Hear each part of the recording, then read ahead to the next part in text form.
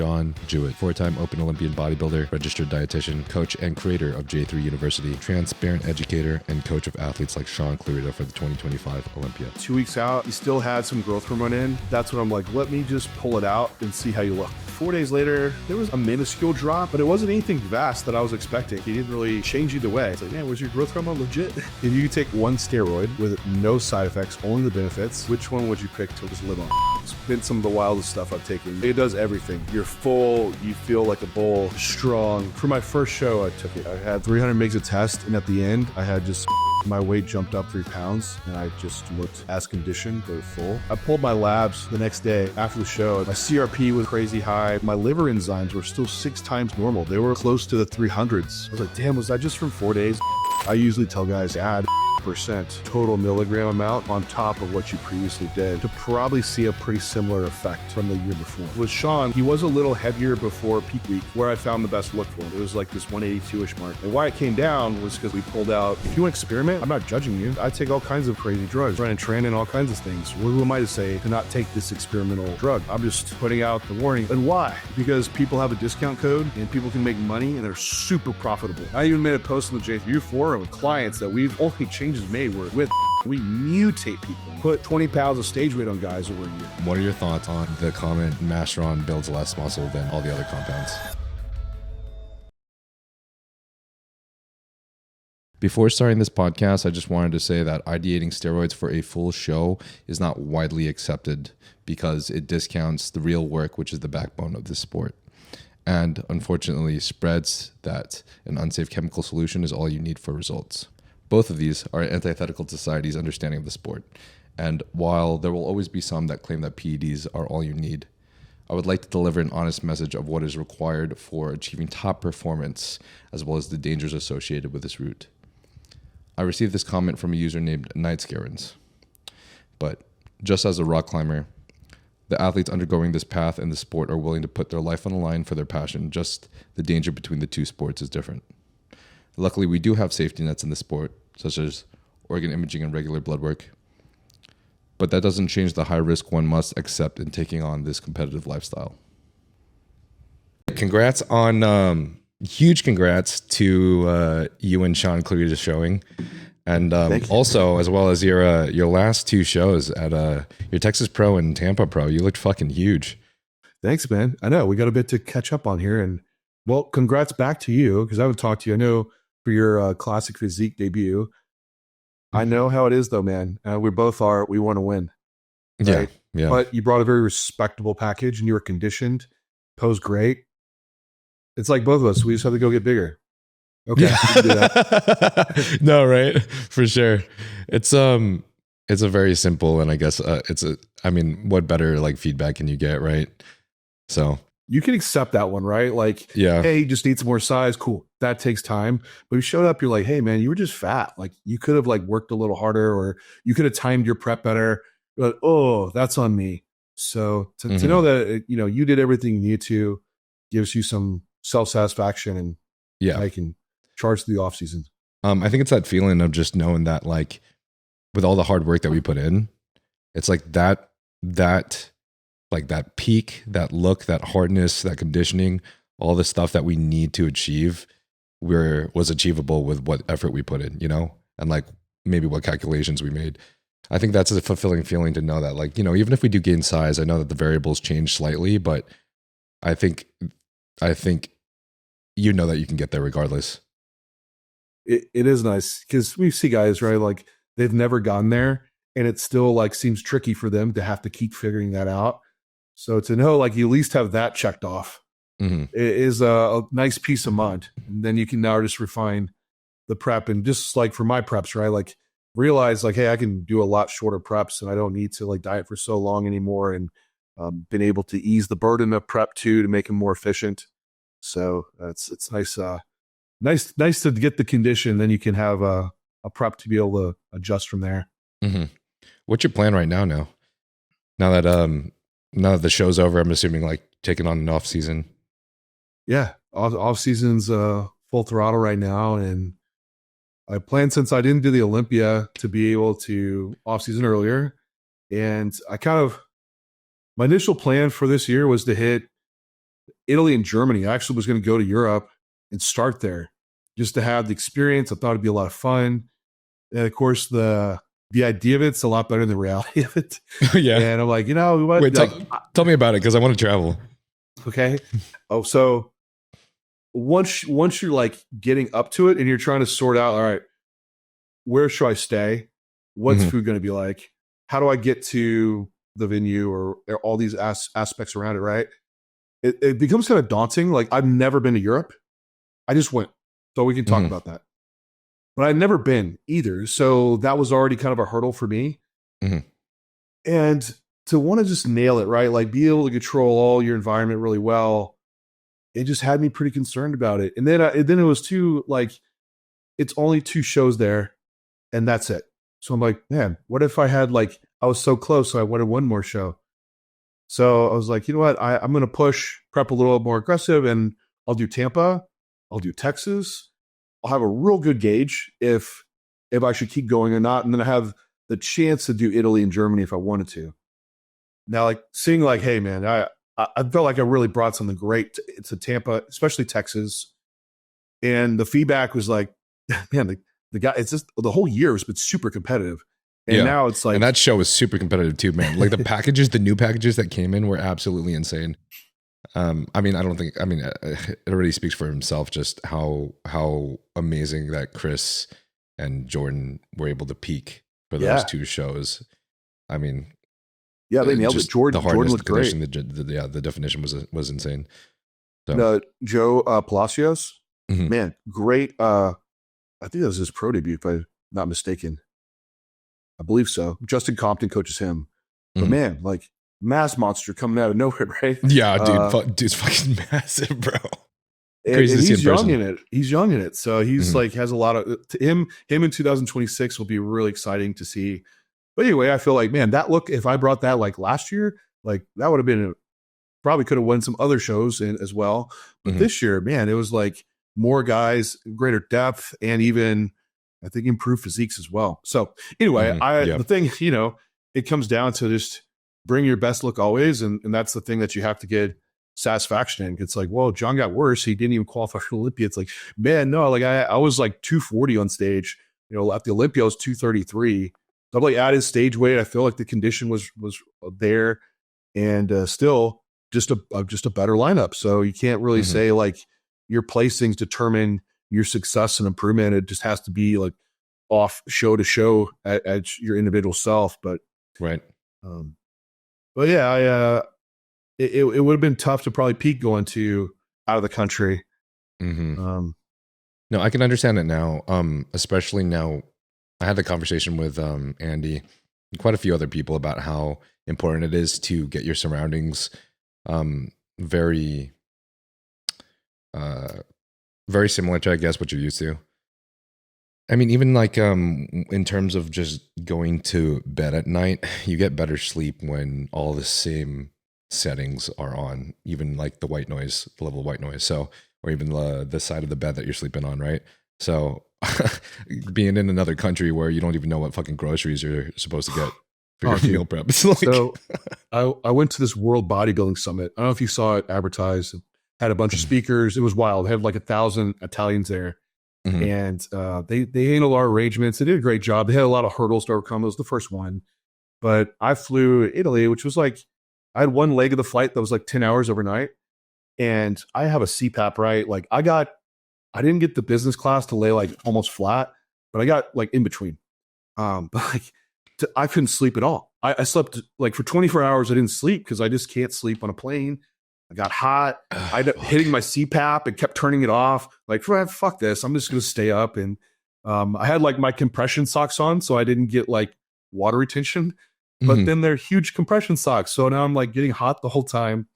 And then like there was such a language barrier that our driver was supposed to be arranged for us. And so we're waiting for him, but it ended up, we had to call. So we were sitting at the airport for like an hour and a half. And then we get to our hotel. There wasn't a booking, and the hotel didn't have AC. Oh my gosh. There's no AC, man, in Italy. Like, what is going on with this place? So it's stuff like that, right? Yeah. Like if I'm not in prep, so it's whatever. I can make it work. But I was in prep. Like, damn, that would have thrown me off big time. Like in that, to catch up on that sleep, especially being that lean, like, that could have, diminished the look. Yeah. Yeah. Dude, it's hilarious you're saying this because I had the blessing of being able to travel with my family for a bit as a child. So I was in Europe a lot, and I completely forgot about all of this. Like, I remember when we would go to Europe, you'd just go to random hotels that just didn't have air conditioning or didn't have, it was kind of hard for you to source water properly, or even just like, dude, just like the weirdest conditions, or even like not even be able to find like meat in grocery stores nearby. It just ended up being just a very strange thing that like you just get used to this being in another country and having a new perspective of like, okay, well, in America, I can just like run to the grocery store and get everything I need, and then I can go home, and I'm lucky enough to have AC and all this shit and phone signal and all that. And then you start competing for shows, and I realize like we're like princesses, and I feel like I need to have everything absolutely perfect to make sure that I peak properly. So yeah, it's totally like first world problems. And I was there with Shaun Clarida, and he's still prepping. He's doing Japan Pro. And so for him, this was a big deal because he was staying in the same situation that I had. And he had his wife, his daughter with him in this little room, right? That's, you don't think about a lot of the European places you stay are very small. And then also Mike the Badass was there too. And I've never met him before, but he doesn't have like a home location, right? He travels. He has no like actual homestead. Yeah. So he just, it's pretty dope. Goes all around, man, which is cool. Like that's a great idea, I think. But man, it just wouldn't be for me. It'd be so hard to make bodybuilding successful, at least with my genetics and how I have to fucking nail everything, man. Cause I can't slip on things like that. And not saying that like Mike does, but there are issues. Like I think he got food poisoning when we first got there. He ate like a bad salad that he would got in traveling, and stuff like that happens. So right. And that's something I want to get better about, dude. Just a level of spontaneity, being able to handle any of those. But I'm still just a passenger princess right now, so I don't know. I got a little work to do. I interrupted you, but when you were talking about your feedback, though, by the way, which is totally my bad. But what did the coaches, or not the coaches, but what did the judges say about what they wanted you to bring specifically? Yeah, so Bill Silva, he judged Tampa and Texas. He saw me 4 times, right, with a week span. And he said, by far, like Texas finals was my best look. And I wasn't that comfortable going on stage at that point, actually, because I had been monitoring my look throughout. And like I would hit a body weight low of like 235 in the morning.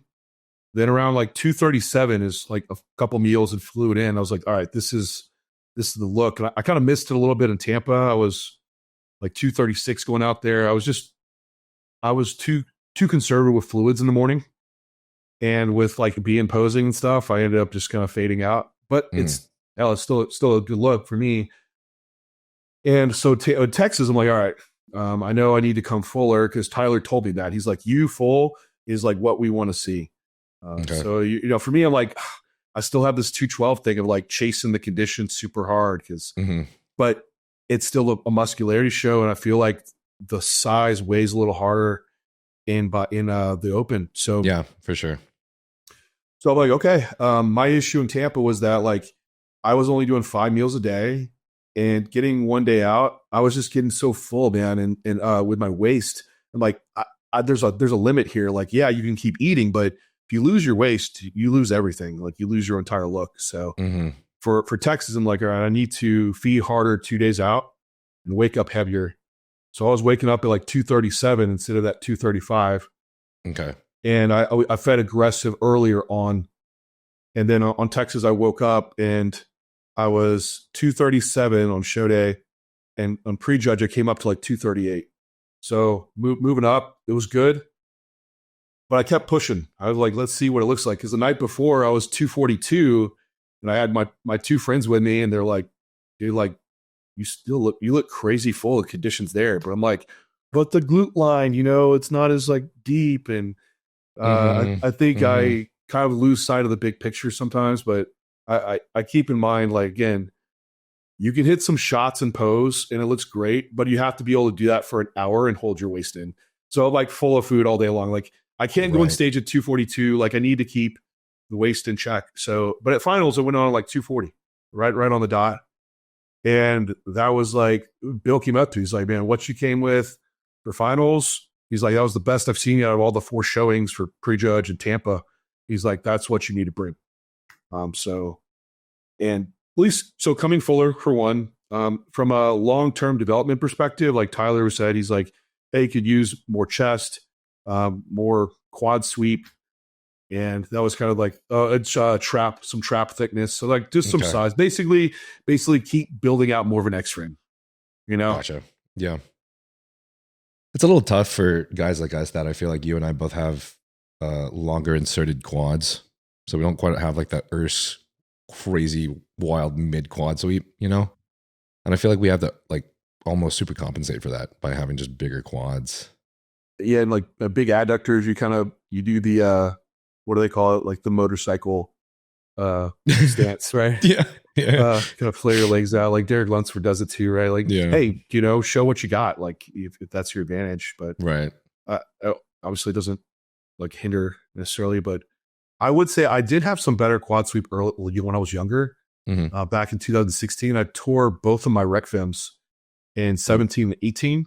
And man, my quads were just like never the same since then. It's like, you know, when you pose and you like flex your rec fem and it like sinks down, but you keep your leg will like spread apart when you do that pose. You know what I'm saying? Like your vastus lateralis, your quad sweep pushes out and your like rec fem like smashes down. Without not that ability to contract my rec fem as good anymore. Like I can't like sweep out the quad, but okay. I see what you're saying. So yeah, it was just never quite the same since then.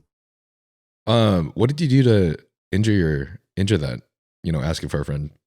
Right. Yeah. I was doing, first time was the Smith machine split squat and just moving too quick when I was younger and shifted too much load onto that back leg.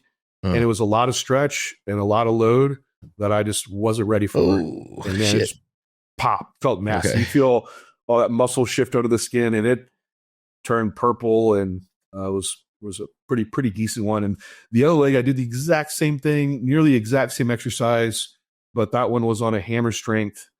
It was like that hammer strength trap machine, but I was doing a split squat in it. No way.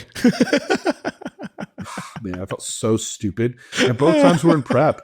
I was 12 weeks out and 8 weeks out. Oh, no. Oh, man. Oh, fuck, bro. This is my perfect excuse to not do split squats ever again. That's what I need. Damn. Yeah. Okay. Well, I'm excited for the package that you're going to bring soon. I've had this conversation pretty often, actually, with, I even had this conversation with my coach, Patrick Torr, and a couple other people about this interesting conflict between bringing conditioning versus fullness at shows.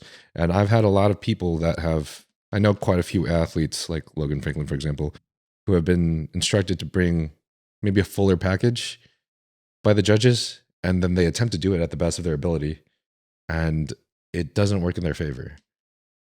Or vice versa, you know? Like, I guess, I mean, this is a little bit different of an example, but the only thing that I can think of that's probably a good example of vice versa is Samson trying to shrink down and get the conditioning, but then this also hurts his full package and his most optimal, I guess, physique to bring to the stage. So I just find it interesting that we do try to like adjust these to try to bring what they want. But man, I feel like the long-term answer is always just like try to build more mass and continue to bring the same level of conditioning.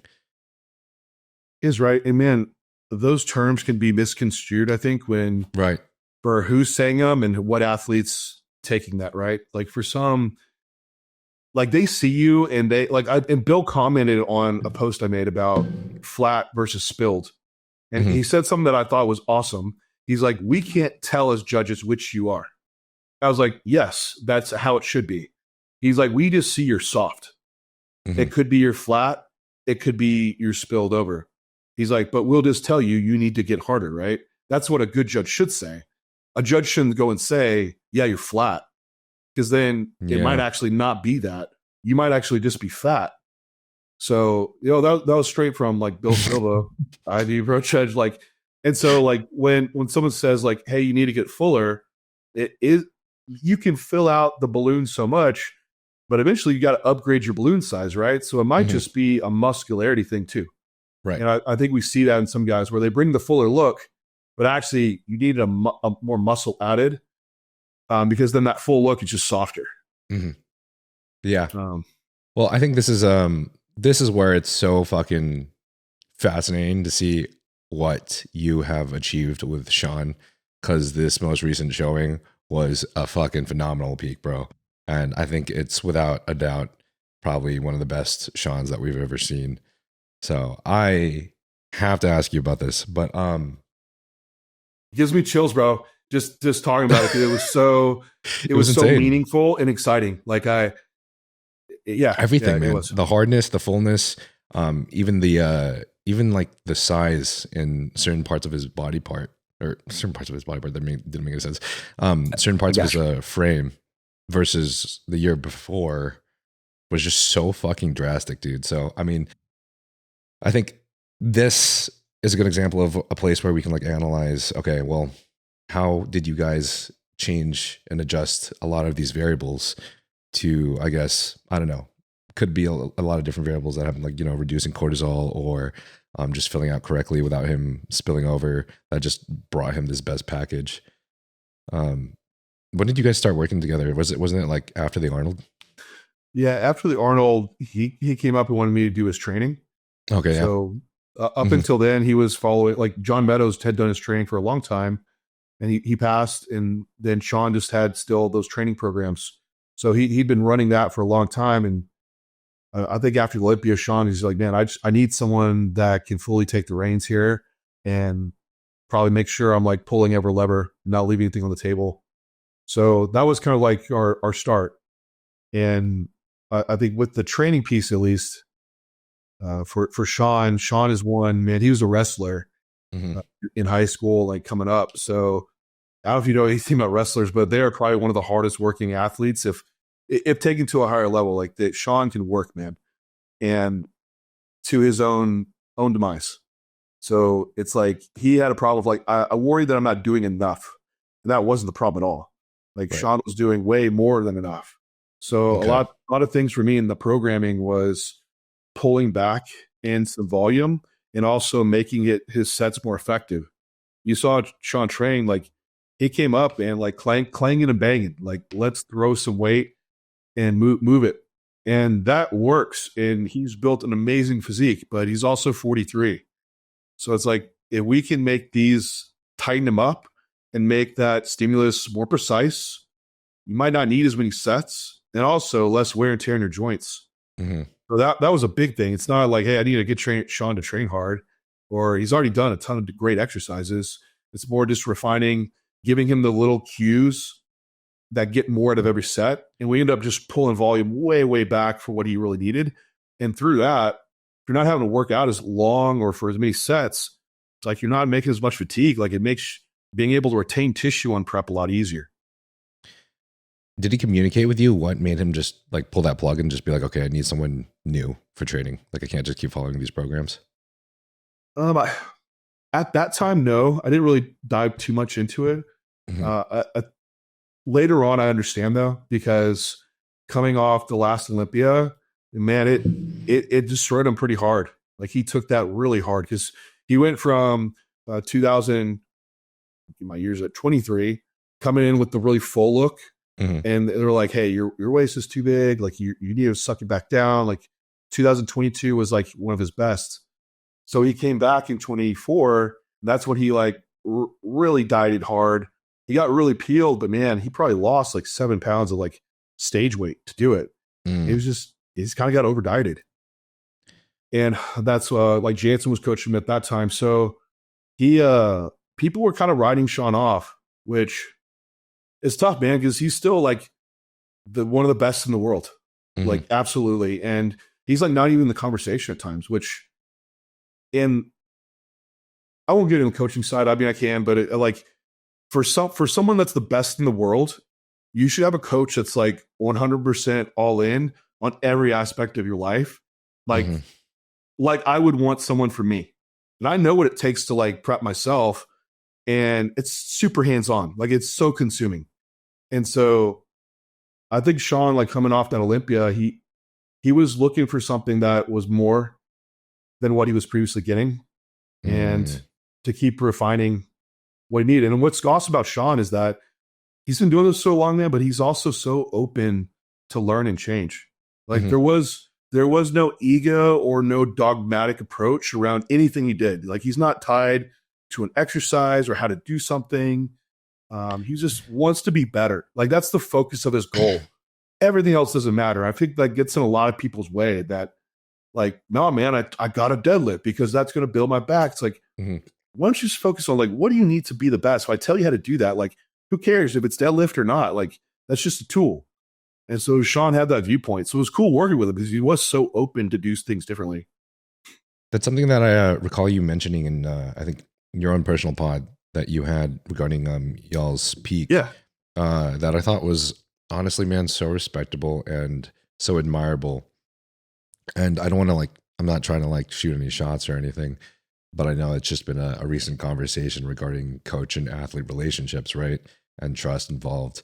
But I recall you mentioning that you guys had a situation where I think maybe show day, he was like, I don't want to eat or drink anything. And you were like, Shaun, we know that when you have these 2 meals in you, you look your best. We've done it before. We have the results. You know, like, trust me on this. And he did. And lo and behold, bro. So, I mean, I think that's a very cool thing.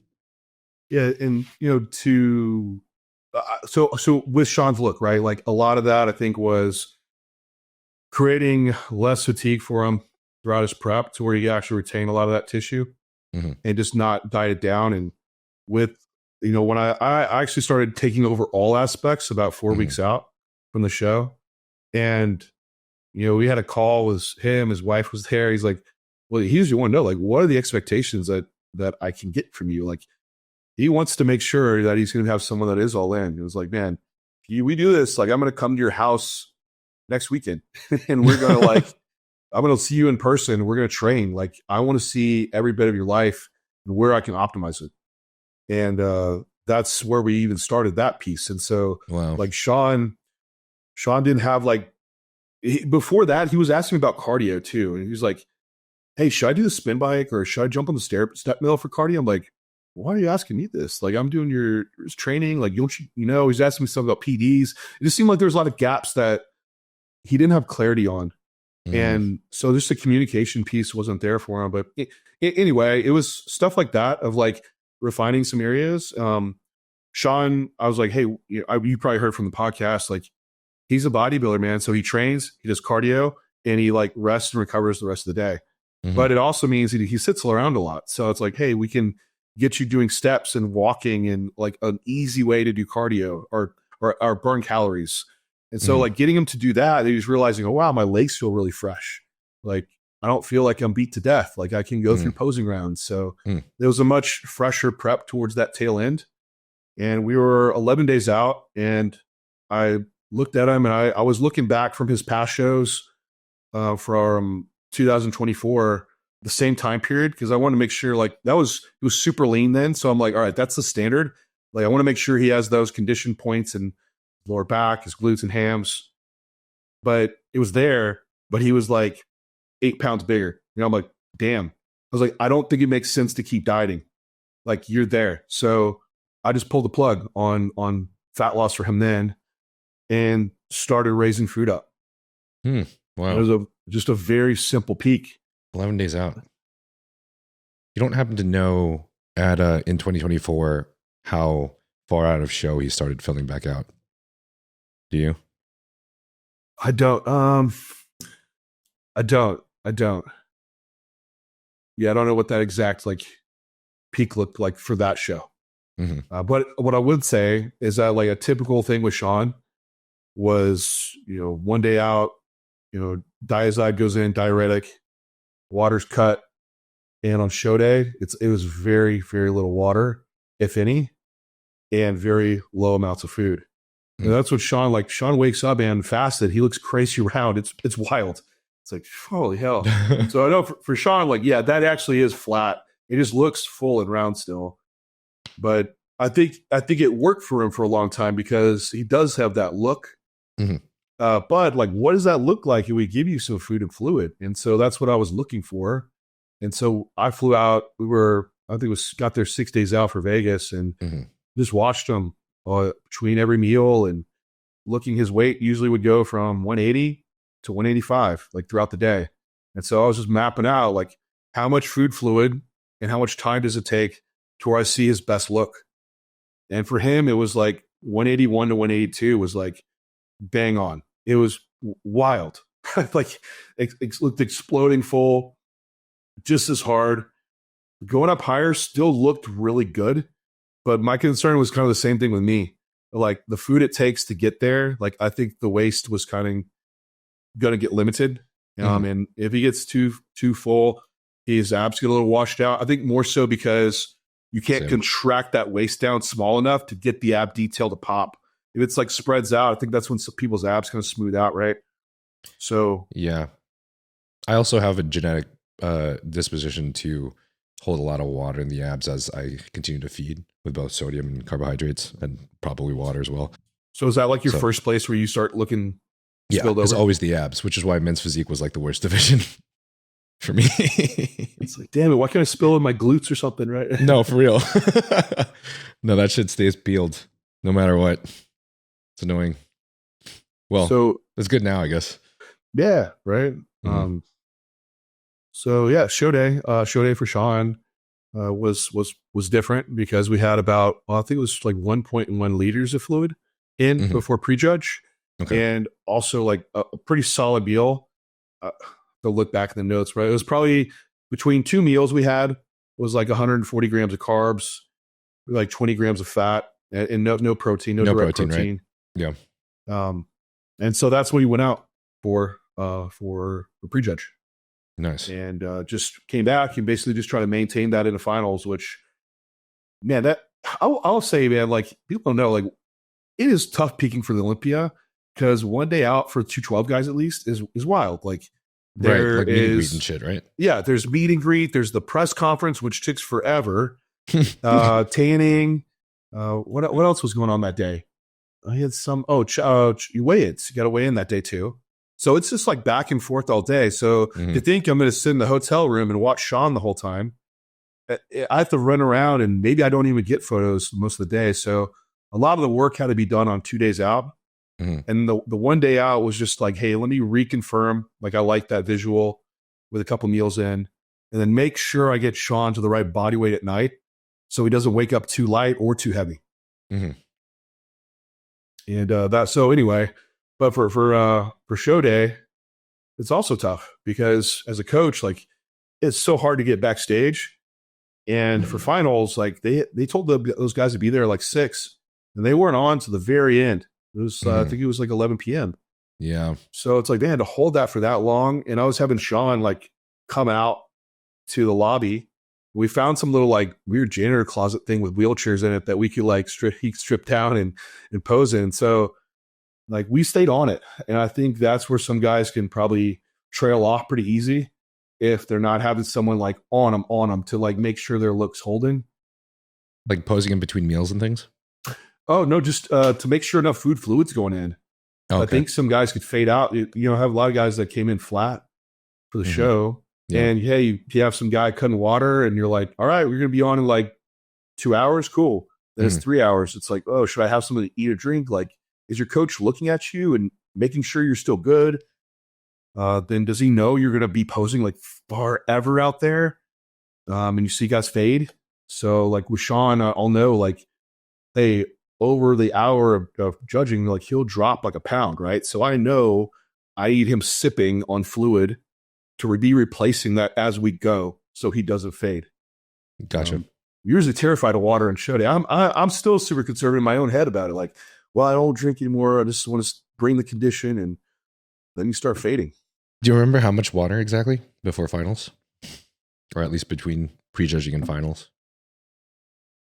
I know right when he came off, I put in like 16 ounces of fluid just to replace like the pound he had dropped. Then I told Shaun to eat a meal, and then went back to his normal rate. His normal rate of fluids is 300 mils per meal, and then 500 mils between each meal.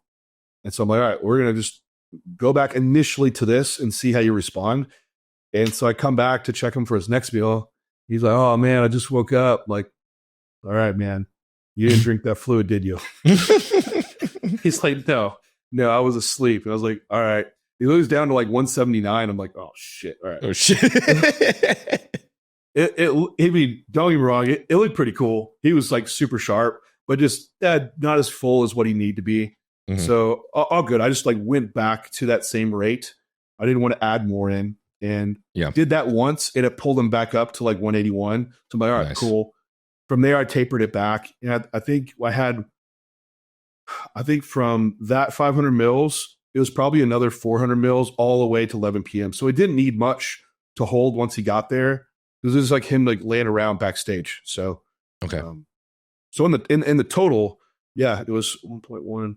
I think we had right at like, I have in my notes, like 2.4 liters total for the day. And his consistent intake was 4.5 liters every day. So it was about half of what we normally would do. Okay. Gotcha. How did you guys decide to not use any diuretics for Shaun this show? Yeah, easy. It was when I see him wake up, he was already a little flat. So if I'd used a diuretic the day before, it's only going to make him worse and flatter. Right. Yep. So it's like a bigger hole to fill in, right? So that's like kind of the first test that I look at.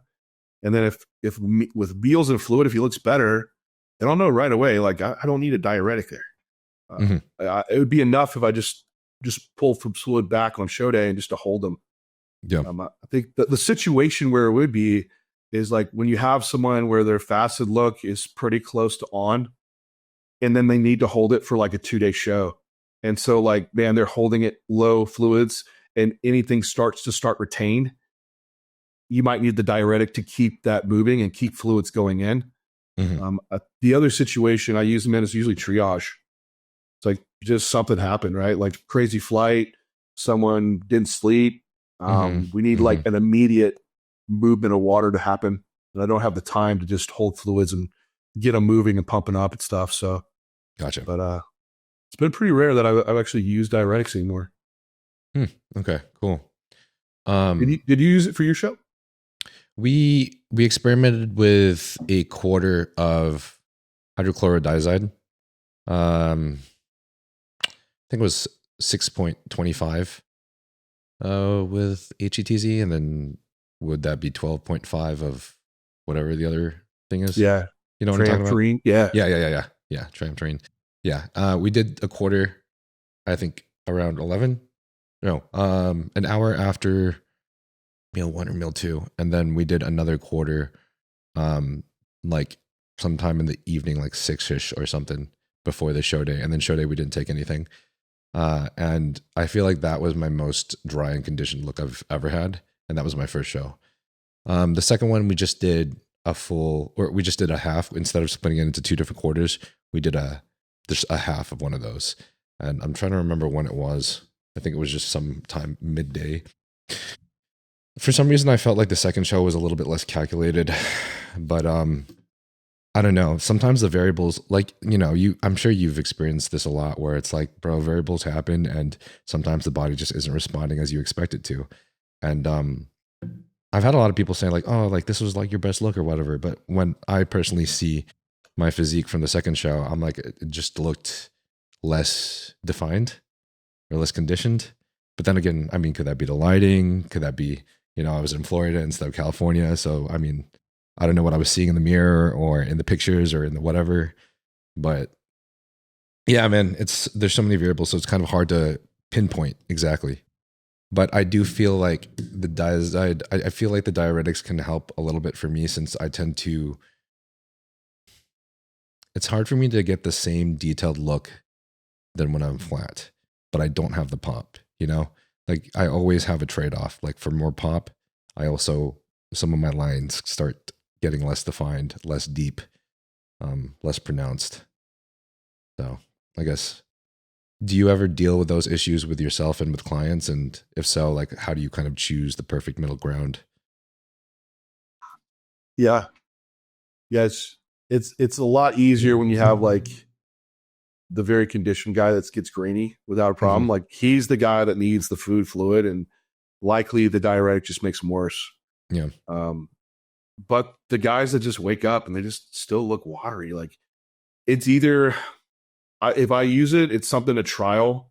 Like that's why I like try to get guys ready earlier, at least trial the diuretic like 2 weeks out, doing a quarter or a half, see the response and see how they wake up. That way we're not waiting right till what, because I've done that. I've had coaches do that. Wait, I've like, hey, take this diuretic. Like we weren't even taking this before. A lot of times it's been okay, but sometimes it hasn't. So if I can at least trial it and see if, hey, if the look is better, and then we can have some food and fluid a little bit go in on show day or the trial.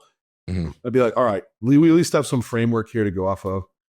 But yeah, I think that's the approach. It's like you said earlier, it's just being your best version of stage. And especially for classic, like you can't skip on the conditioning classic. Like no, yeah, you have to lean harder into it. So that drier look might need to be there, and you sacrifice the fullness side a little bit. I think the issue too is like making sure you have time to come back to life once that goes in.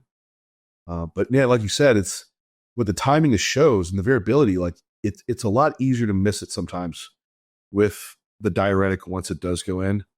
So I try to do it without it, because with someone guy that needs to pull some water, I could just do that one day out and taper down some water to where they are going to, and keep feeding them is the thing. And a lot of times that can do enough to accomplish it. But I really think you kind of need to go through a peak with the coach, trial the least variable manipulation, put them on stage, and then layer in complexity from there. Because if you start with all of it, right? Like we'll use the diuretic, we'll do some water manipulation, we'll do loading like this. It sounds like, damn, like what should I adjust next time? Versus if I just have a couple variables, then we build upon that peak and refine it for the next time. We actually will be able to say like, okay, this does this and that does that. So that's at least how I'll start with guys, then leading to using like, if we need diuretics or pull someone down a little bit more. I do.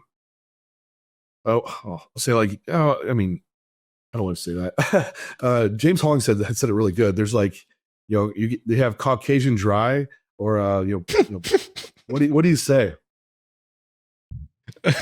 Black and round or something? I don't know. Yeah. I know what you're talking about. I don't remember exactly what it is. Whatever. I mean, it seems like there are the black guys that like stay super round, right? And full. Yeah, just pop but they all the time. Don't have that like hard condition. And those are the guys that they can sacrifice a lot of that fullness and come in harder by using diuretics or cutting water or doing more manipulation in that way. Yeah. But we see like the anomalies in that too, right? Like a William Bonnick, the Shaun Clarida, probably, I don't know, Tonio, his protocol, but he seems like he's a very conditioned guy, like all the time. Yeah. So it likely he's not the guy that needs a lot of manipulation. The guy that I do see it would be like an Akeem Williams, right? So yeah, I think like there's a spectrum of an approach you need to be able to use as a coach. And it's not like John only puts water on show days and does use diuretics. It's like, no, it's like you just have to work in the spectrum to bring the best look. That's like a diuretic and cutting water, like that's what you do. But I try not to go there first. Right? Well, I think it shows that you have such a really good eye that you were able to just see Shaun, and when he woke up, it was like a little bit flat already, and you understand. Kind of like how I feel like Chris Tuttle does it whenever he discusses how he peaks people, that, all right, well, if we're going to add this diuretic in, then you're going to be more flat, and that's not going to be the look that we're going for, et cetera, whatever. Like you guys have this familiarity with what you're going for with this client. And on top of that, obviously you guys are logging data in metrics such as like their weight after each meal or their weight after how many fluids and all these things, which I do know a lot of coaches don't do. So something I've been a fan of that coaches have been doing in the last few years is the whole weight logging. And Kind of just I making don't, sure that you get to that weight. man, I don't know how I could remember otherwise. Like, just not just weights, but like the visuals, right? Like, Yeah. to compare someone across like 7 days, look back and to really, really look like if someone has that type of memory retention, like, wow, like I'm sure there are people out there. I don't. So I need those things to make sure like I'm analytical and meticulous with it. I don't miss the mark. But don't get me wrong. Like there's moments in the fly, like with Shaun in finals, that we're jumping in the closet. We're looking at them and we're like, all right, I'm having body parts that pop out that I know to look for that fade. And I can know that he's on, but all the other things kind of like corroborate the story for me, right? Like I have like the visuals, the weight and everything to look at. It's like gives me a little bit more guidance. But I'll tell you how many times like someone's at a show or coaching them online, they send you some whack photos of like light behind them and they're like shadow. That's me. just a silhouette. You're like, well, your silhouette looks really good. And so it's like if I had them get on a scale and be like, all right, I like someone at 180 pounds is not going to vary that much in their look from 180 pounds. Yeah. And I'll speak to when they do. But if I know they're around there, like, okay, we're good, even with these shitty photos I have to go off of. The thing with weights you do account for is like what can throw off weight. So you can't just take it as like the end all be all, because with Shaun, like he was a little heavier before peak week, where I found the best look for him. Right, it was like this 182-ish mark, and why it came down was because hey, we pulled out veggies, probably some inflammation dropped off. And then having some carbs out, he does have a little bit more glycogen filling in. So there's a weight exchange that happens where he looks better at either a lighter body weight, or you can look better at the same body weight too. But once you have those variables set and you did it early enough in peak week, it's a little bit more predictable from there. Did you guys ever drop off anything else, even a percentage, just such as like, I don't know, testosterone, other injectables or GH or anything like that at any point? Yeah. Man, there was some interesting stuff with that. At least Shaun came to me when he was 4 weeks out, and he had a pretty set protocol, right? So there was things that I wanted to do that I would have done more so if I had more time. Because when he first started asking about PEDs, he's like, man, my joints are killing me. And so like, well, he's like, I think it might be this Masteron I'm running. I'm like, all right, well, let me see everything you're doing. And it had like two different, he had a Nolvadex in, he had a Arimidex in, like taken together, right? So I'm like, all right, not a lot of testosterone either. So I'm like, okay, you probably have like no estrogen in your body.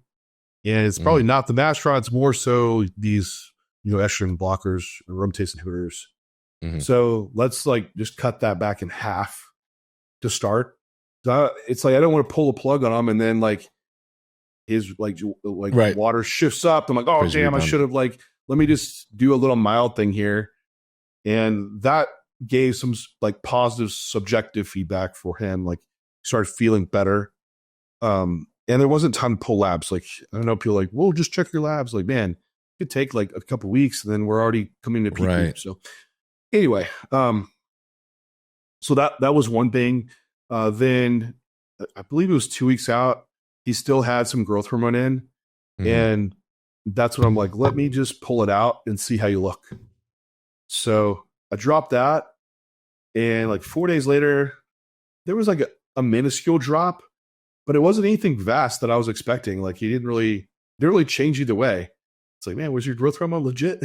It was. I know it was. It was like farm grade stuff. So making that adjustment, it didn't really impact anything. So I just left it out. His weight didn't change at all. It did come down. It just stayed relatively the same. Holy shit! Wow. So yeah, when I dropped his growth hormone, there just wasn't a drop in weight or anything. So it just wasn't impacted. So I just left it out. Okay. Like one less thing to worry about. The testosterone piece though, when we were 11 days out, like he was running test prop. So I know I could make an adjustment quick if I wanted to.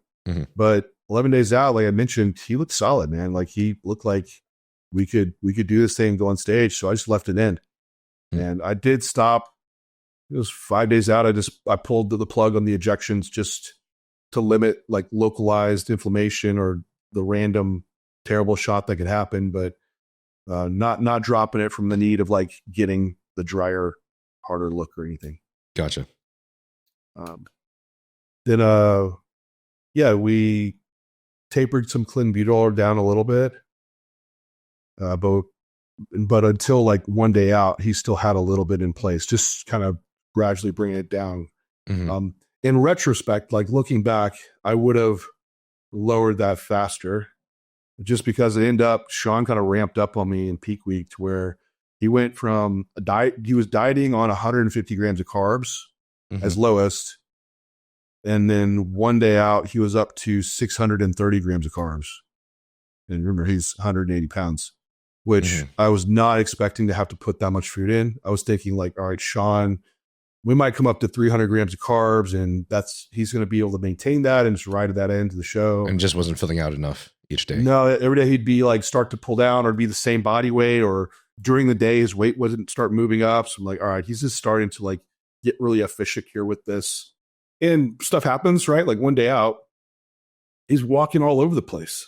He was super active and stimulated too. Like, you sit on a press conference, like all the couches up there with TVs on you or whatever. It's stressful. It makes you burn calories. So I just like had a really high output on one day out. So had to really catch up. So I would have probably pulled back on the Clen just because I would have been able to put less food in. But again, I was just working with where we were at for our start point for our peak. Gotcha.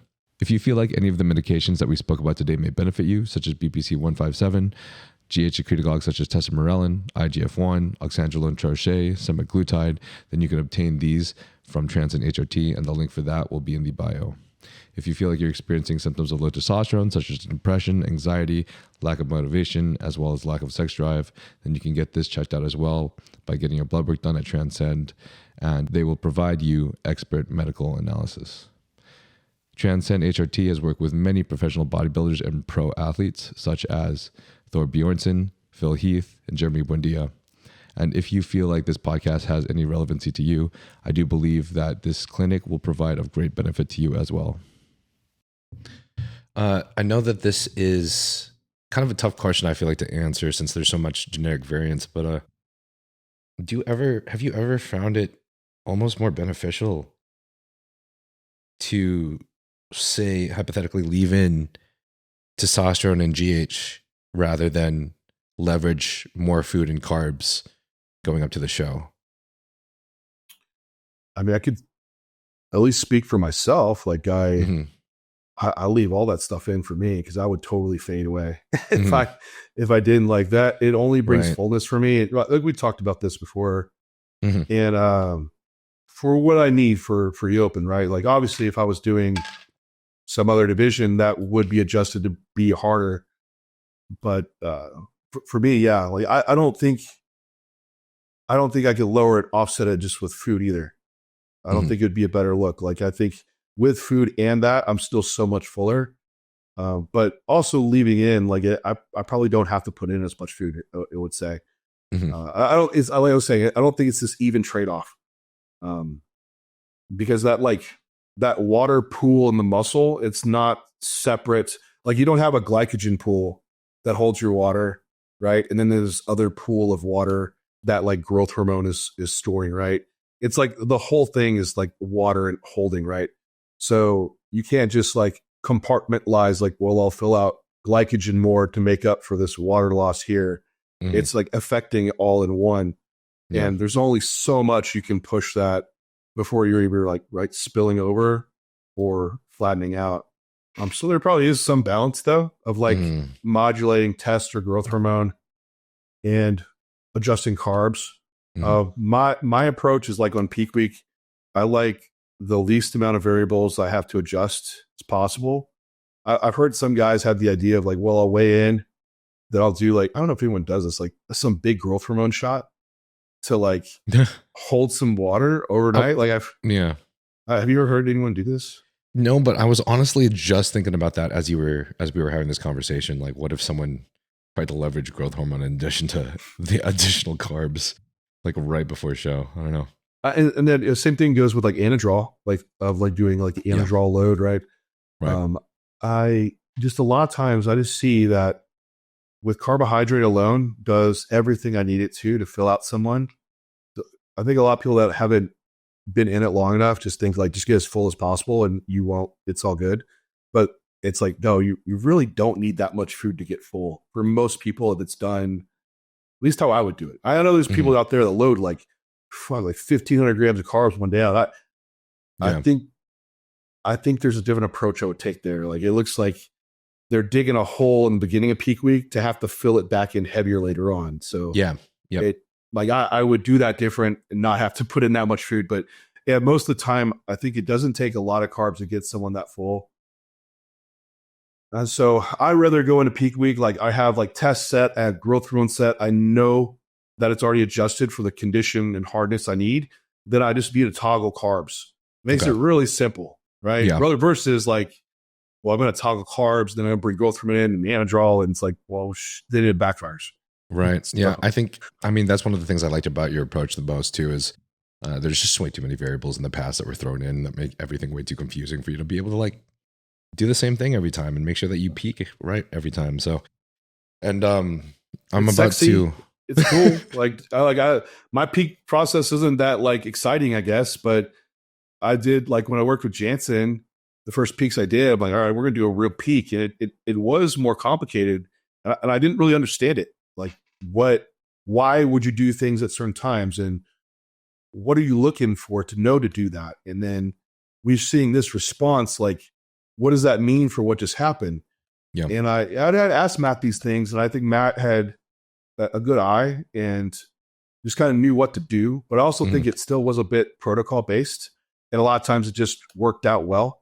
Yeah. For certain people. But I had a hard time like trying to use the approach like that because I just could never really understand like when to put that in a certain way.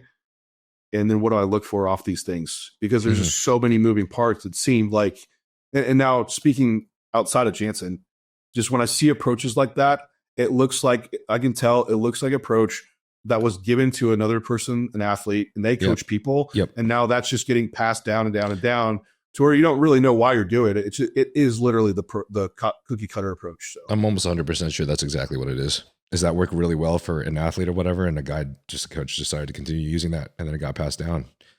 Maybe adjusted slightly, here and there. But I mean, honestly, there are just way too many variables for you to properly like really pinpoint what's affecting what. And everyone reacts so differently to each substance, man.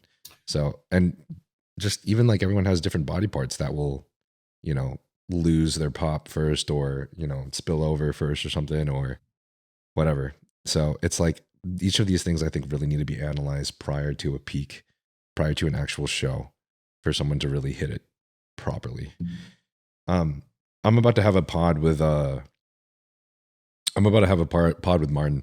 And so I'm really excited to ask him too about his last two peaks, considering just fucking how awesome his package was at both Olympia and Prague. Yeah. Fucking insane. Prague, you looked wild. What a cool package. No, for real. So I mean, just responding to what you were discussing about a lot of people just like trying to drop down really hard and then try to make up for it in the last few days. I'm very curious what he did because I know that him and Stefan added cardio in throughout prep, which was like a big thing for him since he didn't really do any cardio in the past. But I'm curious now how he filled out properly because I know there's a lot of open bodybuilders that have problems filling out properly if they do things like that, such as Samson. So yeah, that'd be interesting because I know Stefan, he kind of uses an approach like that and loads guys pretty hard towards the end. I've never worked with him. I just know what he was kind of doing with Shaun and what I've heard. So see if what he did with Martin, but Martin seems pretty unique in that like he can put in a lot of food and he diets on a lot of food. So I think Martin's was a different case with like you look at the Samson dieting down versus the Martin dieting down. I feel like Martin dieting down was just him coming in like flatter, depleted, but super hard. I think the Samson thing happened so far out that it was like muscle tissue loss, right? So like Martin could fill out and come back for Prague and just be rock hard and full. The Samson thing we saw fuller, but I don't think we see like the aspect that Martin could achieve. Like there's still like tissue that needs to be added back on. That's tough for Samson, man, because I'm just like wondering Is it a genetic thing for him that he just can't really acquire the same amount of detail, or what? Like, why is it so tough for him to get to that same level of almost like dryness and detail without losing tissue? It's tough. Yeah. Kind of yeah, like you said though, like, you know, the black and pop versus the white and what is it? Whatever the fuck you said. Again, we will always throw James under the bus for this and say that first. That's like Caucasian dry or black and round. I think that's what he said. Caucasian dry. So, yeah. Dude. Well, I think I'm a little bit more like Martin in terms of that he finds that he gets a little bit more watery if his sodium doesn't go down with his water, or if his sodium almost goes up as his water goes down. I feel like I find my physique will get more watery if I'm not adjusting my sodium at least downwards somewhat as my water goes down. So, probably obviously just sodium retention, right? But what did you do with sodium with Shaun? I'm assuming you kept it like constant in the beginning, but if you dropped it down too, or if you adjusted it at the end, how did you guys adjust it? With Shaun, since we didn't really have to go do anything radical, I kept it pretty consistent. It didn't need to make a big change there. So he was doing, I measure off volume for salt. So a quarter teaspoon of salt with every meal. How much is a quarter teaspoon of salt in 500 milligrams of 500 sodium? Milligrams of sodium. Okay. And I weigh all my sodium on on one of those. A drug scale? Yeah. Line it out. Here we go, buddy. Let's get it. Yeah, totally get doing it that approach. Yeah, I think it's measure as accurately as you need to for the results, right? So if you need to get down to that measuring it, like you definitely won't miss the mark that way. I think like Tuttle, right? I think he does salt cranks is what he's said. Like, does he really like do 5 cranks on the salt shaker? I get so nervous doing that, bro. I was nervous. I was thinking, like, Chris, like I there's one salt shaker where you can like really crank it, or are they just doing like teet, or I guess it's consistent, whatever they do, maybe. I don't know. Anyway, yeah. So I'll just do like teaspoons. I'll do that. So anyway, yeah, we had it to standardize, and Shaun with his meals, he was doing just like his normal condiments is what I said. Hey, just your normal condiment amounts. We don't need to like weigh these things out. Just be consistent. So he had some intrinsic sodium that was just already there. And then the teaspoon is what I was just measuring out with them. And how many meals a day? It was 5 or 6. That we moved to 6. We moved to 6. 5, so we moved to 6 meals. So when did you move to 6? That was 5 days out. Okay, gotcha. So we got out to Vegas. I'm like, hey, I want to do like some smaller meals. Make sure I get 2s in before prejudge, and also allows me to assess you a couple times before. Because I've messed that up for Tampa for myself. We had one big meal, and then I went out and it was like, I should have had 2 small meals. So anyway, that's the thing that I don't like when like coaches will add like a random muffin or something, or a random like, I don't know. I don't really like the burger and fries approach just because it's a little less calculated. Like you don't know what the hell they're getting from what restaurant.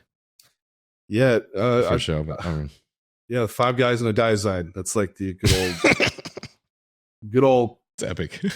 Cookie cutter approach now. Then in the morning, you have pancakes. Like, why don't I get full? It's like, oh yeah, you forgot water. No, but yeah, like I'm pretty rare. I would use something like that. I feel like that's the triage moment of like someone was like flat on stage and they put in diuretics and you're like, oh, we need some big hit of sodium. But I still rather control it. Like, what are you getting out of the burger? Like, what are you trying to get out of that? Like, just a bunch of sodium, like there's fat, there's carbs. It'd be nice to even at least know it just for the future. Like you have next show and you're like, oh shit, this problem happens again. Now I know this amount of sodium and this amount of whatever. Yeah. Versus no clue what I'm getting from 5 guys. Even though 5 guys smashes. Right, I know. So anyway, with Shaun though, like, yeah, like I didn't have to do some like radical water pull, or our carbs were consistent on show day. Like we saw that one day out, to where I needed to start like adjusting sodium down to make sure he kept like expelling water. We didn't even do like a big sodium bump before he really went out. It was just a normal amount of sodium before. So he had like some like backstage, he had brought up to me, like, he's like, I've been told to like have all kinds of shit backstage, right? Before that stuff is too voluminous, it's a problem, or too much fluid, it's a problem. So I just had him doing like some Rice Krispie treats, like with meals is what I started adding in. So we had already had these things. And also I got him on the raisin kick going too. So I had like some raisins that we were putting in meals just to make it condensed carbohydrate meals. Yeah. Like that was a big thing for him. Like, I don't want to eat 500 grams of rice. If let's do 250 grams, and I can add in like a Rice Krispie treat or some raisins and make it like condensed. But anyway, yeah, backstage we had like a Rice Krispie treat and then a honey packet, which we got these like 12-gram honey packets. So measure, like tear it, rip it out, and go. And then just had a quarter teaspoon of salt, like with that little concoction, and started pumping up and did his deal. And then I told him, like, every round when you come back, just take a rip of one of those honey packets just to keep and some sips of water. Yeah. Just to keep some carbs and water going in. The honey packet is the secret, bro. That shit hits different. Especially when you get up there and pose on stage. Like, as long as you don't do too many honey packets and then start sweating your ass off. Like, yeah. God, that shit's fire. Yeah, you don't want the sugar sweats, right? And I think, I mean, you've probably seen some crazy shit people eat backstage, right? Before they go out. I feel like these days it's been more constant. These days I just see a lot of like, there's rice cakes, some almond butter, there's candy, there's honey. Yeah. Both I and Matt Grego had honey at the last show, and I actually thought I thought he stole my honey for a second because my honey went missing. I got so upset, bro. Yeah, I think the bad ones to do would be like, not bad, but like I think people use like jelly or jams, which has a little bit more fructose in it, which has to go liver first. And if you need this immediate thing, we want glucose. So honey wouldn't make a lot of sense. Fats don't make a lot of sense if you're that close to stage. Right. Probably just sitting around. So we want something that could really be absorbed in the mouth, which like your honey absolutely could. So I'd say the only time I hear about almond butter is like in between like prejudging and finals, like they're bringing with them backstage or bringing with them to the show just to have on hand in case they need it. But absolutely can see that. But yeah, anything like that's like I'm seeing candy bars and stuff, and I don't know. I feel like that's just going to be a little slower to get into the system. And also, if you're like that close to stage and you're not full enough, I don't think you're going to be able to really recap that by much. Right. I'll find myself being like during the pump up too. It's almost like if you feel like you're just not full enough and you're trying to make up through the pump up, I feel like it almost accelerates your heart rate and then makes it tough to like go on stage properly. Yeah, that's why I have guys practice the pump up one day out. I don't know if you I like that. No, I didn't know that. That's dope though. Shaun didn't like that. Because it was like it wasn't gonna go full blown. Like he's like, when I'm backstage, like I'm in my zone, I know the level I want to pump to. So like it didn't quite go there when we were one day out for what he was expecting. And it kind of got into his head a bit. Like I didn't feel how I need to going on stage. I'm like, that's all right. Just for me to assess the look too of like, I knew this much fluid was in. We kind of do a practice pump up and we could see like how it looks. We might need more, we might need less. So, but anyway, I do that with almost everyone I coach, just more so from a stress reduction point of, you know what to do when you go backstage. I've had experiences where I go back there and it's just like winging it, man. Like, I don't know, like what do I pump up? I'm not given a pump up routine by a coach. I've never really gotten that before. So I'll have people like, if you're a bikini or wellness, like get in your heels. You're going to put, bands on your heels. We're going to pump up glutes just like you would backstage. Like you need to experience that before you do it backstage. So you know exactly what to do. You don't have to think. And then we could time it of like, all right, you're going to do this at this point, and you hold that pump for this long, and could give just some rough estimates, right? Like nothing's like being backstage, but I'd just do a practice pump up. How long do you pump up before stage? When do you start?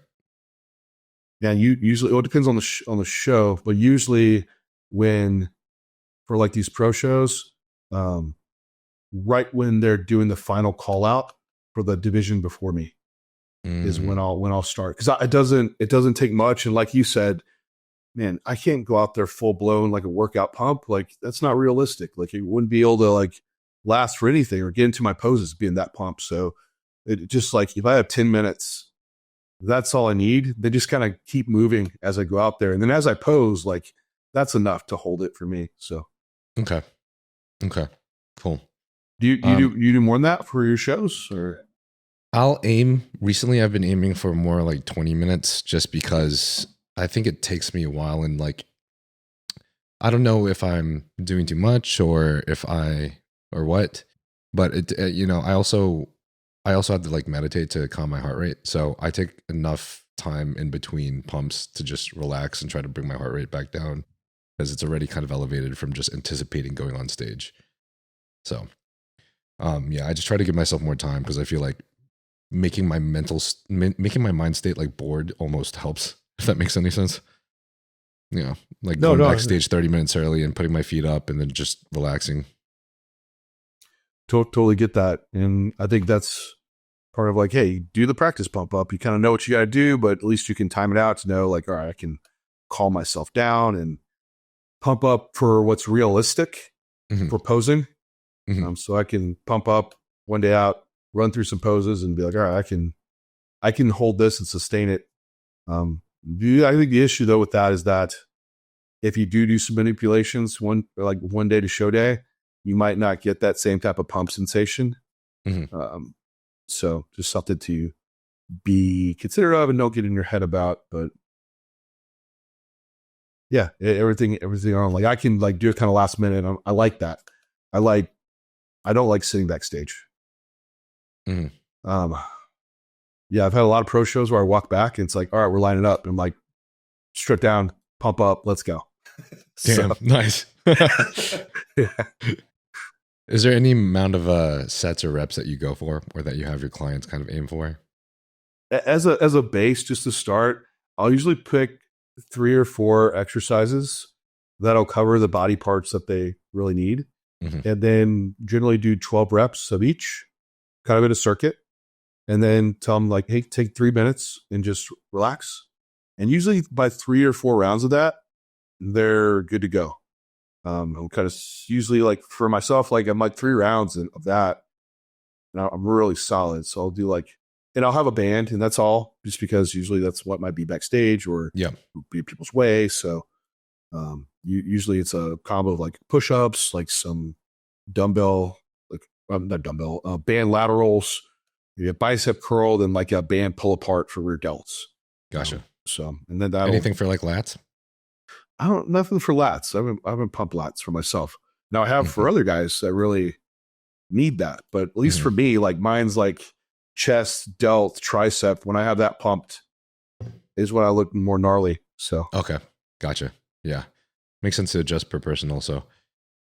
Okay. So, you're reeling back to the sodium. So for Clarida, the sodium we would say stayed around maybe 3 grams each day, even Thursday, Friday, like the 2 days before the show. Yeah. Just about the same. Okay. We kept it consistent of like the direct salt data, right? Like it was higher than that. I would say it's probably closer to like the 5 gram mark of with the intrinsic amount that was coming from his foods and also his condiments. But the sodium that I could manipulate, that would have been still around 3 grams of direct sodium. But you guys eliminated the condiments too, right? Like a certain amount of days out? No, I left them in. Oh, I thought you said, okay, that was my mistake. For some reason, I thought you said, I thought you had him remove the condiments earlier. Just kept them consistent because even like whey and stuff like that, like we had that in, like no protein on show day, but even for one day out, we still had some in because, and he asked about it, like, what do you think, Shaun? Like we have this stuff, like, should I take my pre-workouts? He's like, dude, you bang on, man. Like, I don't think we need to. Like if there was a standout of like, Shaun, you don't look right. Like 11 days out when I first saw him, like, why are you still like not getting hard? Like, yeah, I would pull through all those things and maybe just drop them all out just to be safe. But for him, in being an experienced guy that has done this for a while, I wasn't concerned with it, so I left him in. Now, I don't take this from me. Who was listening? Be like, John said you can have whey in your sugar-free stuff or whatever. I didn't say that. It's like person dependent. For a lot of clients, if it doesn't add to the physique, I just drop it on peak week. It's another variable you don't need, right? So cut your veggies out earlier. That's one thing you could do. Cut out your sugar-free crap and your condiments and replace it just with salt, just to be a steady, consistent intake. That way you'll have a lot less variables to worry about. Gotcha. Okay. Is there anyone that you have worked with where like you do have to adjust sodium before the show? Nothing that's been drastic.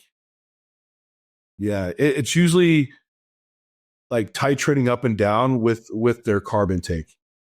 You know, it's like the larger meals will have more sodium to them, but as they come down, usually it drops. But I've never done anything really radical with sodium. I've done like harder water cuts, but usually I leave sodium intact for it, and I haven't need to make further drops. So I feel like dropping that, I think dropping that is when you really want to push someone down and like pull a lot of water out. I just haven't had to do that. So no, I don't have a standout of like when I've gone really, really wild with sodium. Okay, cool. So there's been like a lot of hype recently around SuperDrol before stage. I'm sure you've heard of it. Did you guys happen to play with any orals at all for prep peak week? No, we were pretty standard because it was right when I actually picked Shaun up, like right around the 4-week mark. He had just started like Winstrol, like a couple days. And he had on his plan. His plan was fully mapped out all the way, all PEDs. He had Halo to go in and also Proviron. And he had already started Winstrol, Anabar. Gotcha. So I looked at training performance and like that was solid. Like his training performance was improving and holding.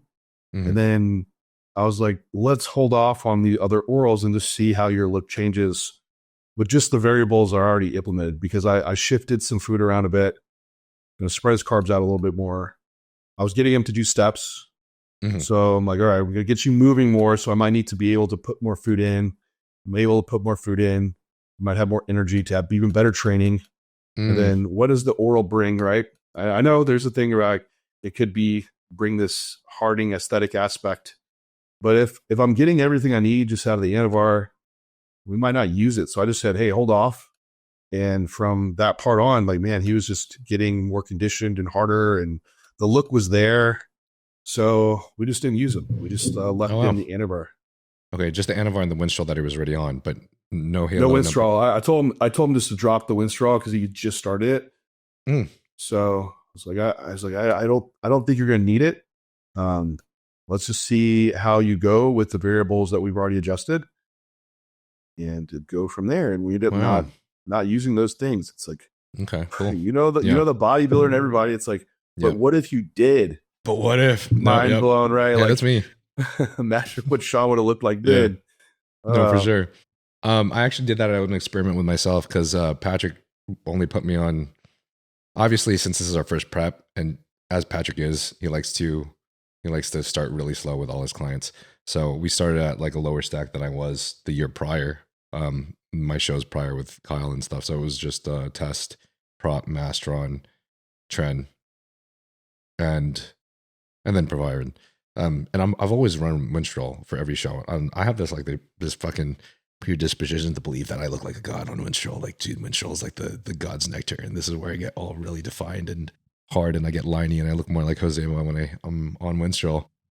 But the first show that we did together, the detail was really amazing, and he let me experiment with putting in the Winstrol for the next 2 shows, just since we had the first show off of Winstrol, and the judges felt like I wasn't as big or as full as the other guys could be on stage. And then there's a couple people in the audience who also said that they felt like I looked like I was running amongst the least amount of gear on stage, especially compared to the top 5.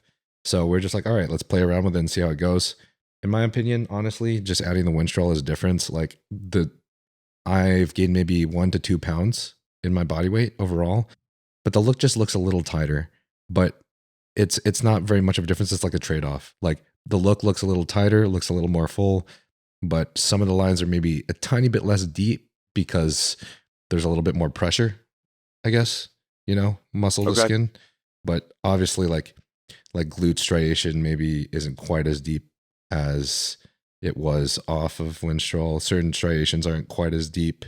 It's just a slightly different look, if that makes sense. So you had brought up on that. So you had brought up on that second show that the peak was, the diazide was a little different, right? And it was the same amount of diazide. It just wasn't split into two doses. Time different, right? Like just to play devil's advocate, could it still have not been the Winstrol and just been like, hey, how the look came to be with some other variables or just dieting more? And wait, what exactly are you asking?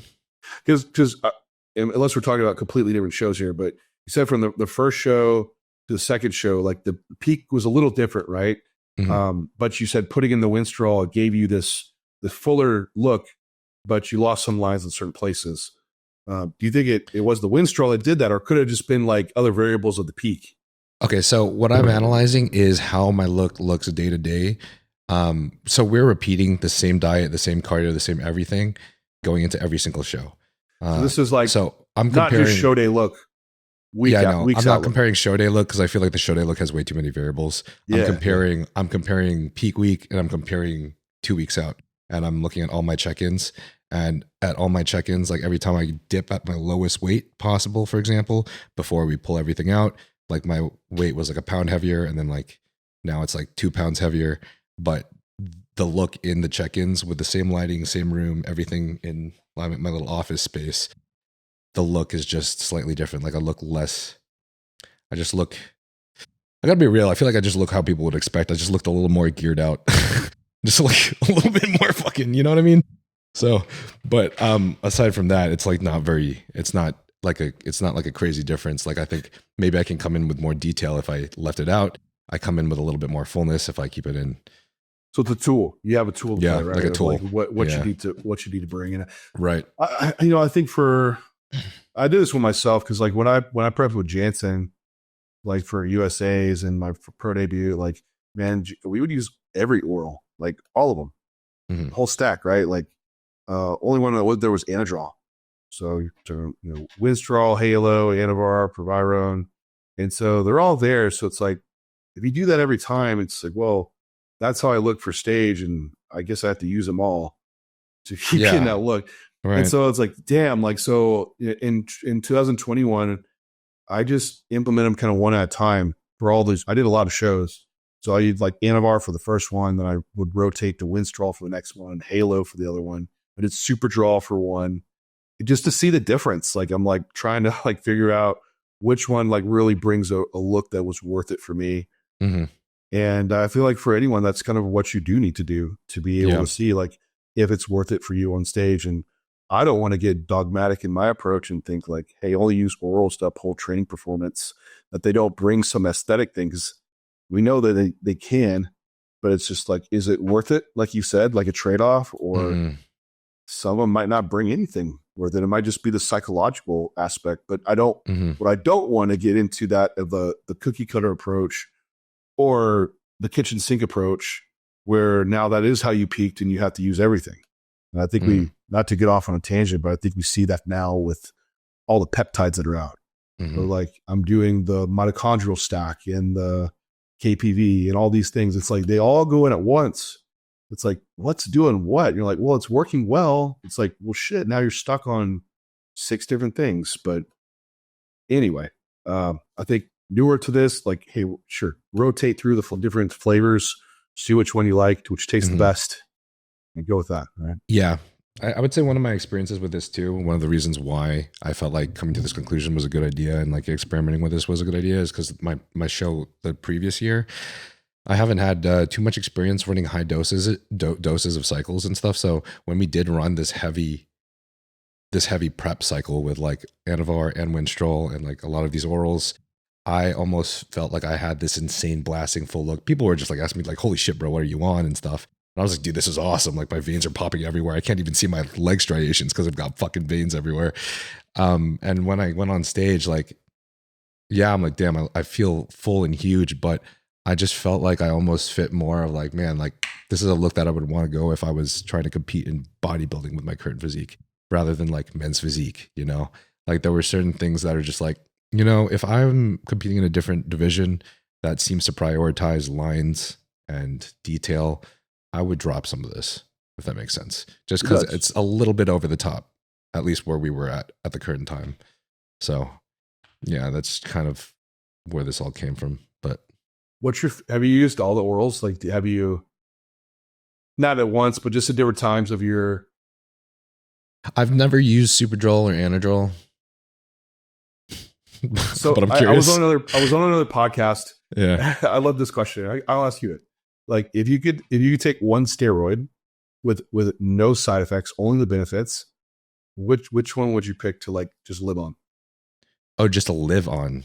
Oh, you could. Like, if there's no issue, you just stay on it, I guess. But yeah. Well, I mean, that's tough because I think I feel like I'd have two different answers because like if it was just like to live on and just live on day-to-day life and stuff, it would obviously be testosterone. Like I feel like I have to have testosterone in no matter what. Yeah, fair enough. But if we're saying like an add-on to test or something, or okay. like the add-on. Okay, let's do that. Like the add-on, if I want to look shredded, it would be Winstrol. Okay. If I wanna just like, I don't know. Otherwise, it would probably just be Primo, just because it's a little benign and the side effects are. Oh well, I guess you said no side effects, huh? Yeah. Well, shit, bro. I know, it's like, well, I have probably been taking the things that I could go with, right? Like some type of oral methyl trin or yeah. I would say the SuperDrol was my pick when they asked me. Okay. I was like, that's been some of the wildest stuff I've taken, the most fun. Like it does everything you'd want. Like you're full, you feel like a bull, you're strong. It was amazing. For my first show, I took it. I had like just 300 mgs of test, and at the end, I had just some SuperDrol, and my weight jumped up like 3 pounds, and I just looked as conditioned but full. Holy shit, and that's sick. It was so fun.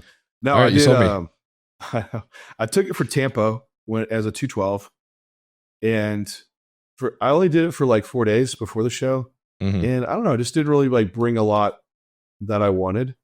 Okay, but it's hard for me to say because I also got COVID at the same time. And I pulled my labs the next day after the show, and my CRP was like crazy high, but my liver enzymes were like wild. I was like, damn, was that just from 4 days of SuperDrol? Or it could have been just like the sickness. I don't know. So the sickness, right. But it's a pretty rowdy, taxing stuff. Because even back when I took it a long time ago, I was trying to get life insurance at the time. This was in my 20s. And I had been off that SuperDrol that I ran for like 2 weeks. And my liver enzymes were still 6 times normal. They were like close to the 300s. Okay. I was like, holy crap. Like this is some rough stuff. So I've experimented with something. I don't know if people have done this before, but it's been helping me a lot. And it's like, honestly, it has been consistently inputting antioxidants throughout peak week and up to show, including injectable glutathione. And I know like a lot of people like to pull the injections, but if I take glutathione, and this is pharma grade from Anazao, which is like a sting-free version you can get from like Transcend HRT or like probably even other HRT clinics or whatever. But I even got like a, what is it? Like a 1/4 inch needle or something. Yeah. Like a insulin syringe. And the liquid is just so not viscous that you put it in there. Like I can even put it in my front delt, inject half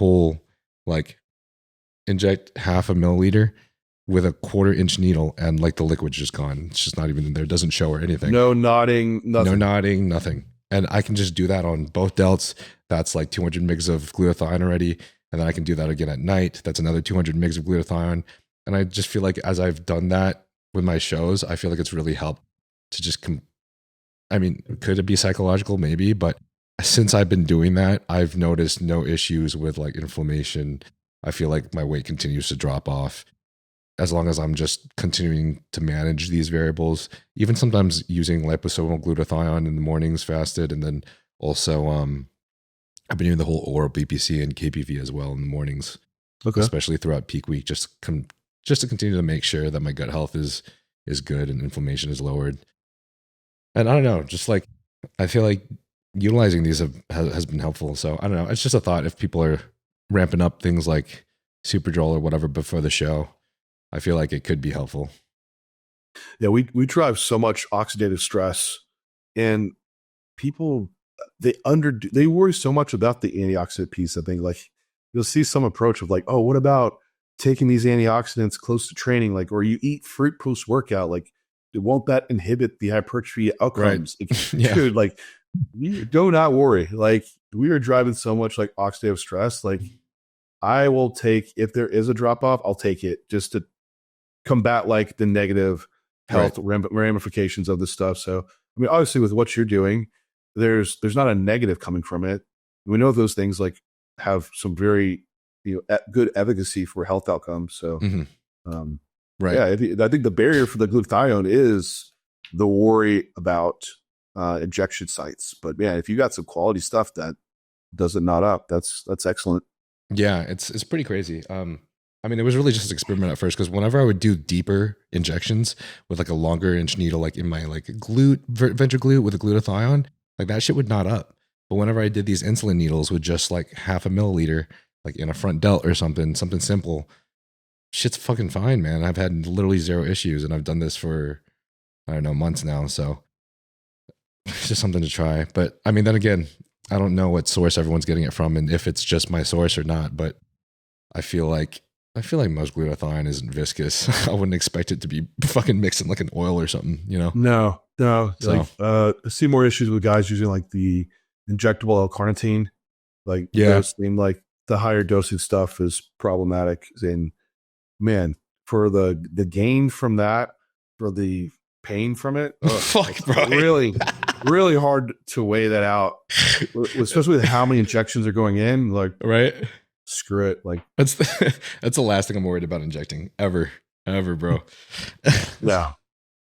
Fuck. What was I gonna ask? It was I wanted to, because you got a lot of questions, of course, like you always do. So I wanted to make sure that we got to a Q&A first before you had to go. But I also wanted to ask, because we didn't really get to go over fatigue management, training, or your nutrition with Shaun, or coaching in general very much.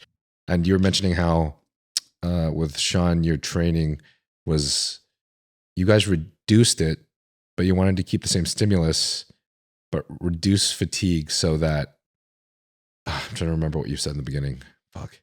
Yeah. Not to like make it get over complicated, right? Yeah, like Shaun had a rough plan he'd follow, but he was also like from John Meadows. Yeah. And basically it was kind of like a push-pull leg setup. Like back was once a week, and he would split his legs, both ham and glute day, and a quad day. Mm-hmm. With like the goal for Shaun of what we wanted was legs. Like that's his priority point. His back is nutty.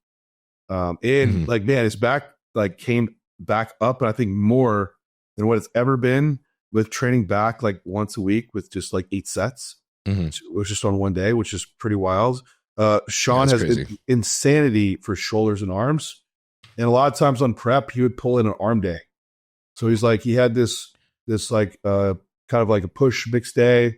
But he's like, on prep, I'll divide that out, and I'll have this arm day that I add in. I was like, all right, Shaun, you do not get an arm day like ever because your arms are wild. So like, let's not take up our like recovery bank on just arm day, and make sure we can allocate all that to legs. So that makes more sense. Gotcha. So like, okay. That's how I look at it. Like, we have so many sets we can work with here. Like, I might have to lower some in one area so where I can raise it in other areas. So with him, it was. Did you feel like he was ever doing like too many sets overall, and you had to reduce like the overall amount of sets in volume, or? Yeah, definitely. Yeah, you did too. Okay. Definitely. So, yeah, it was both. So I think I'm trying to remember exactly what you said before, but it gave me the idea that like reducing the amount of sets, while it reduced fatigue, it also helped continue to preserve his muscle mass. Right. So could you explain that? Because normally I think the idea is like, oh shit, like if you do more training, if you do more volume, then that stimulates more, I don't know, either hypertrophy or preservation of muscle to a certain degree, as long as you're not hindering too much recovery. Yeah. I think what we will a lot of times want to do on prep is like train harder to like recomp and grow muscle into prep. But Yeah. at least what I've seen across preps is like, man, I can take the number of sets someone does and reduce it down a lot and still retain tissue. Okay. And so I don't ever really add in sets as we go. Mm-hmm. But with Shaun, like I saw the way he was doing his sets. There's like momentum there. Like sometimes they weren't quite as accurate. There's also points of him, he might do like a drop set or like some forced reps, right? So like the amount of like gain of stimulus in some of these things versus the fatigue cost to it is really high. Mm-hmm. So the trade-off wasn't worth it. So I'm like trying to get Shaun to make the sets really high quality. And a lot of that was like, all right, we're just training to the last hardest rep you complete with full range of motion in the form that I want you to do it with. And that was that part that we set the standard in.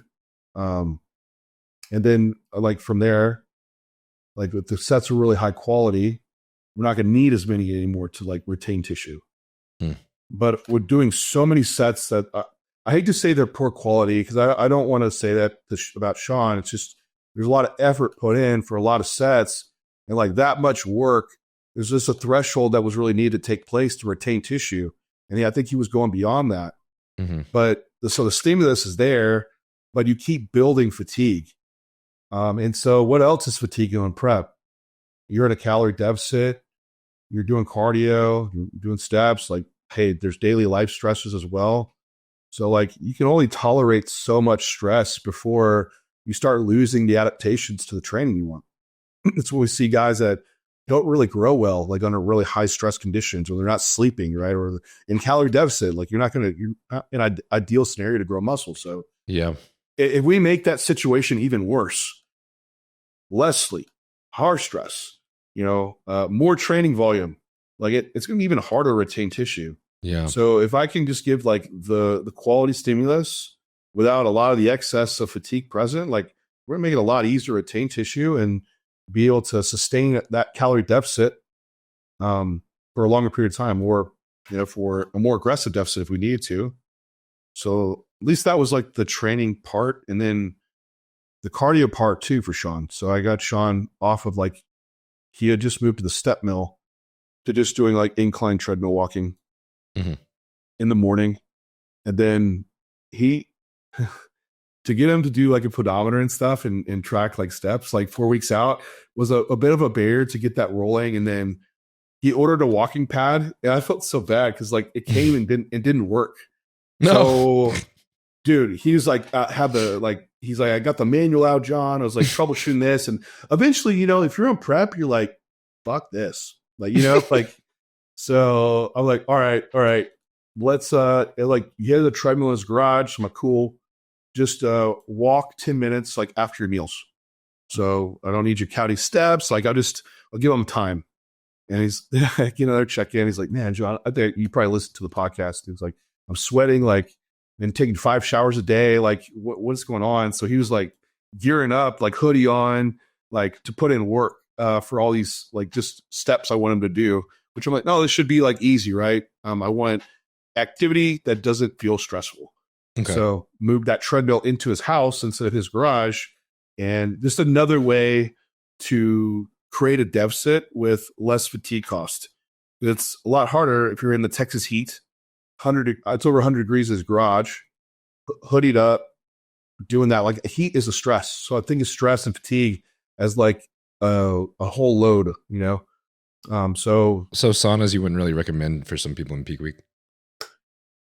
I would not. He asked me about this too. He wanted to do some sauna work. I was like, no, I don't think you need it. Like, you have to ask, like, how does the sauna work?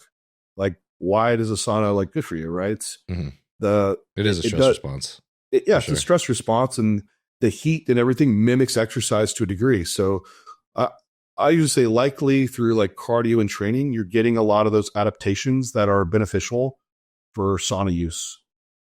I'd say like, hey, if you want to do sauna a couple times a week, by all means, like do it. But in a prep scenario where you're driving a lot of stressors already, it's not something like I want to add in additionally. Gotcha. Okay. Now this for a water cut, a weight cut. Yeah, you have to.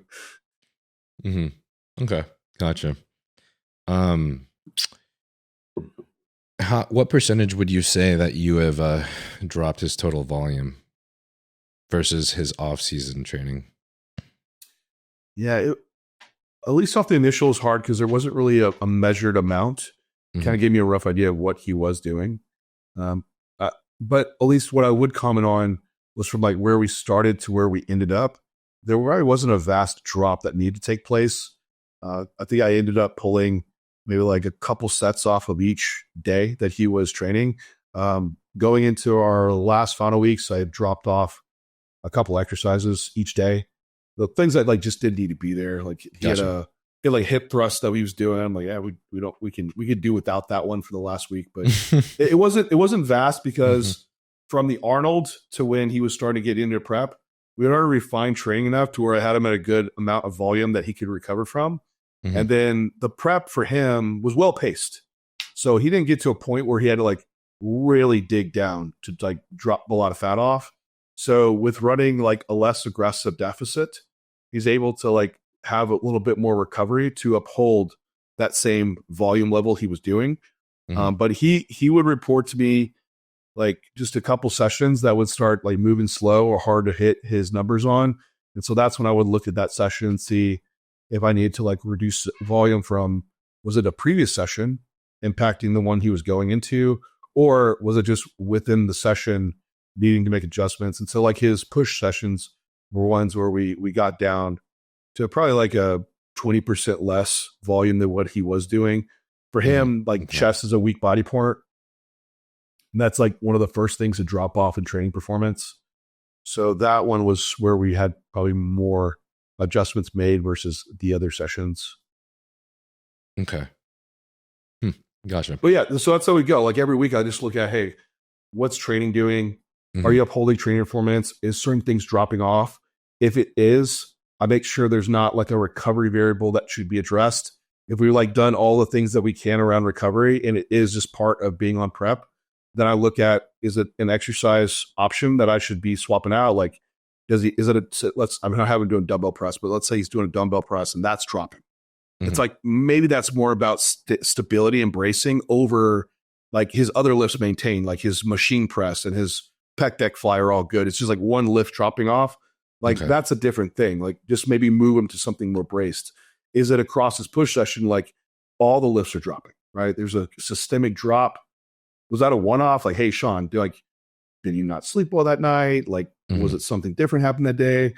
And then is it across like all the days? Like, hey, no, it's just all this week has been really hard and there's not like a refeed in sight. It's like, all right, that's when we should probably make the call of making the volume reduction to keep tissue by holding up training performance. Okay. Gotcha. Would you say that it's about the same percentage with some of the other clients you've worked with as well, dropping from off-season volume to, I guess, prep volume, especially as the show comes around? No, not necessarily. It depends on if they needed something. I'd say for one, the more advanced guys, it's not as vast because I see that volume range is pretty small for them. Guys that are earlier on that have like more sloppy volume and I have to rein in more. As I'm improving them, I can start dropping volume too. So there might be a bigger swing. The other situation is the guy where we have like to really bring up a body part and we're running a very specialized split in the off season. And like, this could be the guy that needs to bring up chest and we're training chest like every 3 days, like 30 sets total for over across these 3 days. And we have like a little bit of leg and back volume in. I don't want to do that on prep. Like I want to be able to maintain the other body parts. So we start shifting a lot back into more of an even split design. But relatively like for that specialized program, it's still always skewed for that guy to have a lot of like chest in. So in that situation, it adjusts quite a bit. For a lot of the other people, not as fast. Okay. Gotcha. So what are your thoughts of some of the older guys believing that a step mill and step climber brings a more detailed physique to the stage. Yeah. Yeah, I'm not on that train, I guess. Yeah, it's like just squeezing the muscle over and over and over would change the way that it looks. If anything, I think just that repetitive bout amount, we see tissue probably get more adherent and fascia like binding to itself to where you see less detail. Like see someone that preps with a step mill and look at their legs, like a lot of times they lose their legs from training them for cardiovascular like adaptations, right? And more like it turns into like an endurance training adaptation, right? And then they also get really inflamed. And so for that, I don't see that bringing in more detail. I see detail being brought in, like putting priority in resistance training and upholding that muscle tissue. When the muscle's full and expanded, those muscle fibers are going to expand. And then when the skin lays through them is when you're going to see like the striations and detail. But if you're doing something like that, that's going to have a high recovery demand and like the eccentric work of a step mill, like, man, it really challenges like leg recovery. Yeah. You usually lose your legs to where, hey, that muscle that's spread out, big fibers, skin further, it like shrinks down. That muscle, now that skin now doesn't have those laying over of the striations to where you're going to look smoother on stage. So at least that's how I look at it. So I'm looking at, I want to create the calorie deficit through the easiest way possible. And for most guys, it's just like walking, because you're not going to get muscle endurance adaptations from just like walking throughout the day. And I put priority around resistance training. Yeah.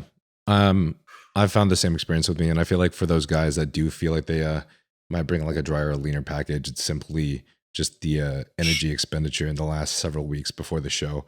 That's just like a higher deficit, I think, than normal package that they tend to bring. Because I always feel like there's like this level of like, once you reach a certain body fat percentage that's very low, you know what I mean? You do kind of have to push the barrier a little bit, even if it means reducing other things that are causing fatigue, just so that you can make sure that you get lean enough, I guess. And then, you know, at that point, then you can start reversing and whatever. Yeah, it's like coincidentally, right? Like it happened. But could there have been a better tool there to get there? Maybe so, but like through their experience that they're accurate, right? Like they're not telling a lie, or I did the step mill and I saw more detail come through. So in turn, the step mill brings more detail. It's like the same thing of like, hey, murder rates increase in the summer and we saw more ice cream sales. So it's like, yeah, so murderers like ice cream as well, or I don't know. It's like, it's an association, but not causation, right? Yeah. I've been training for over 15 years now, and I was too lazy to track anything training-wise for about the first 10 years, because science-based training's for pussies. But I kept hitting plateaus from burnout, fatigue, joint issues, and injuries, and other factors that at the time I didn't really fully understand, realizing not everyone is built to handle the intense and same workload and injury resilience as Tom Platz and Ronnie Coleman. Sad face. I wanted to speed run that shit, but the reality is dudes that have always known their body best are the ones that have been lifting for at least a decade. Shit takes a long ass time to figure out. I started tracking all my training on the Notes app on iPhone because I don't know what paper is. Until recently, I started using the RP Hypertrophy app. The RP Hypertrophy app spoon feeds you step-by-step workouts tailored towards whatever your focus is, or you can customize the workout yourself. Well-educated coaches have always cost $250 to $500 or more a month. I'm paying $500.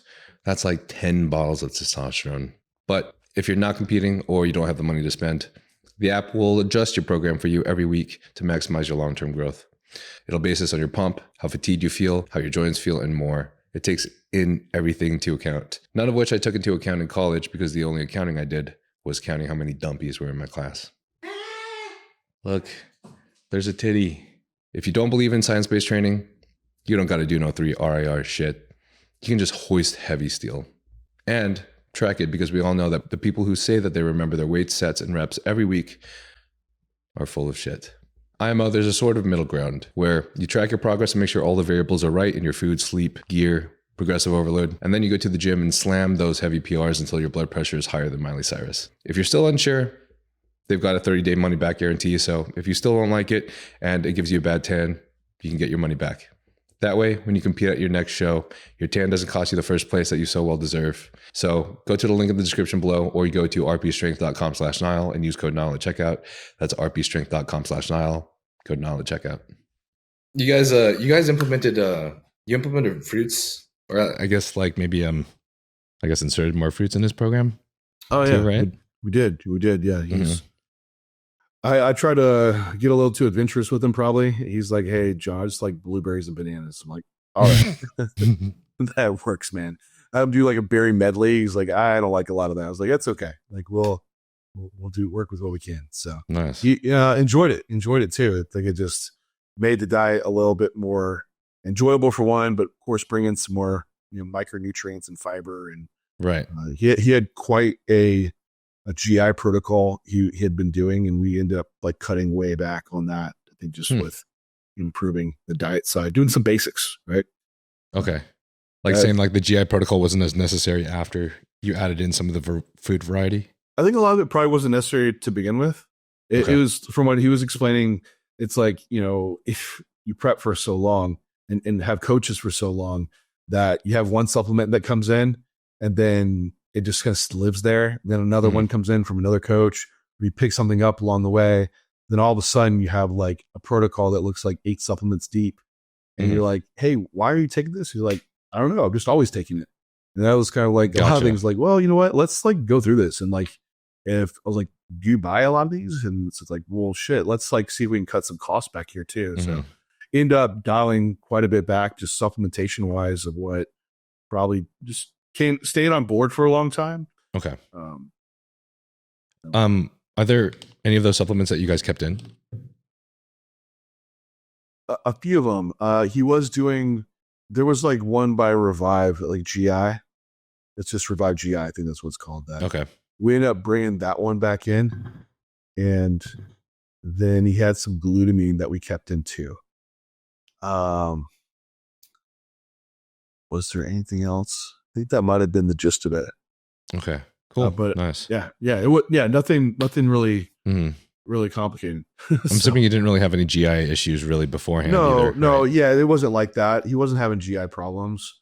I think with a lot, what he did notice, like when we took a lot of it out, is that he was having kind of just a little bit drier bowels. And so like bringing a little bit that, I think that Revive GI had some fiber in it. So we could have just used like a psyllium seed husk or another fiber supplement. But he had these things on hand. Then he liked using glutamine. I had no issues with that either.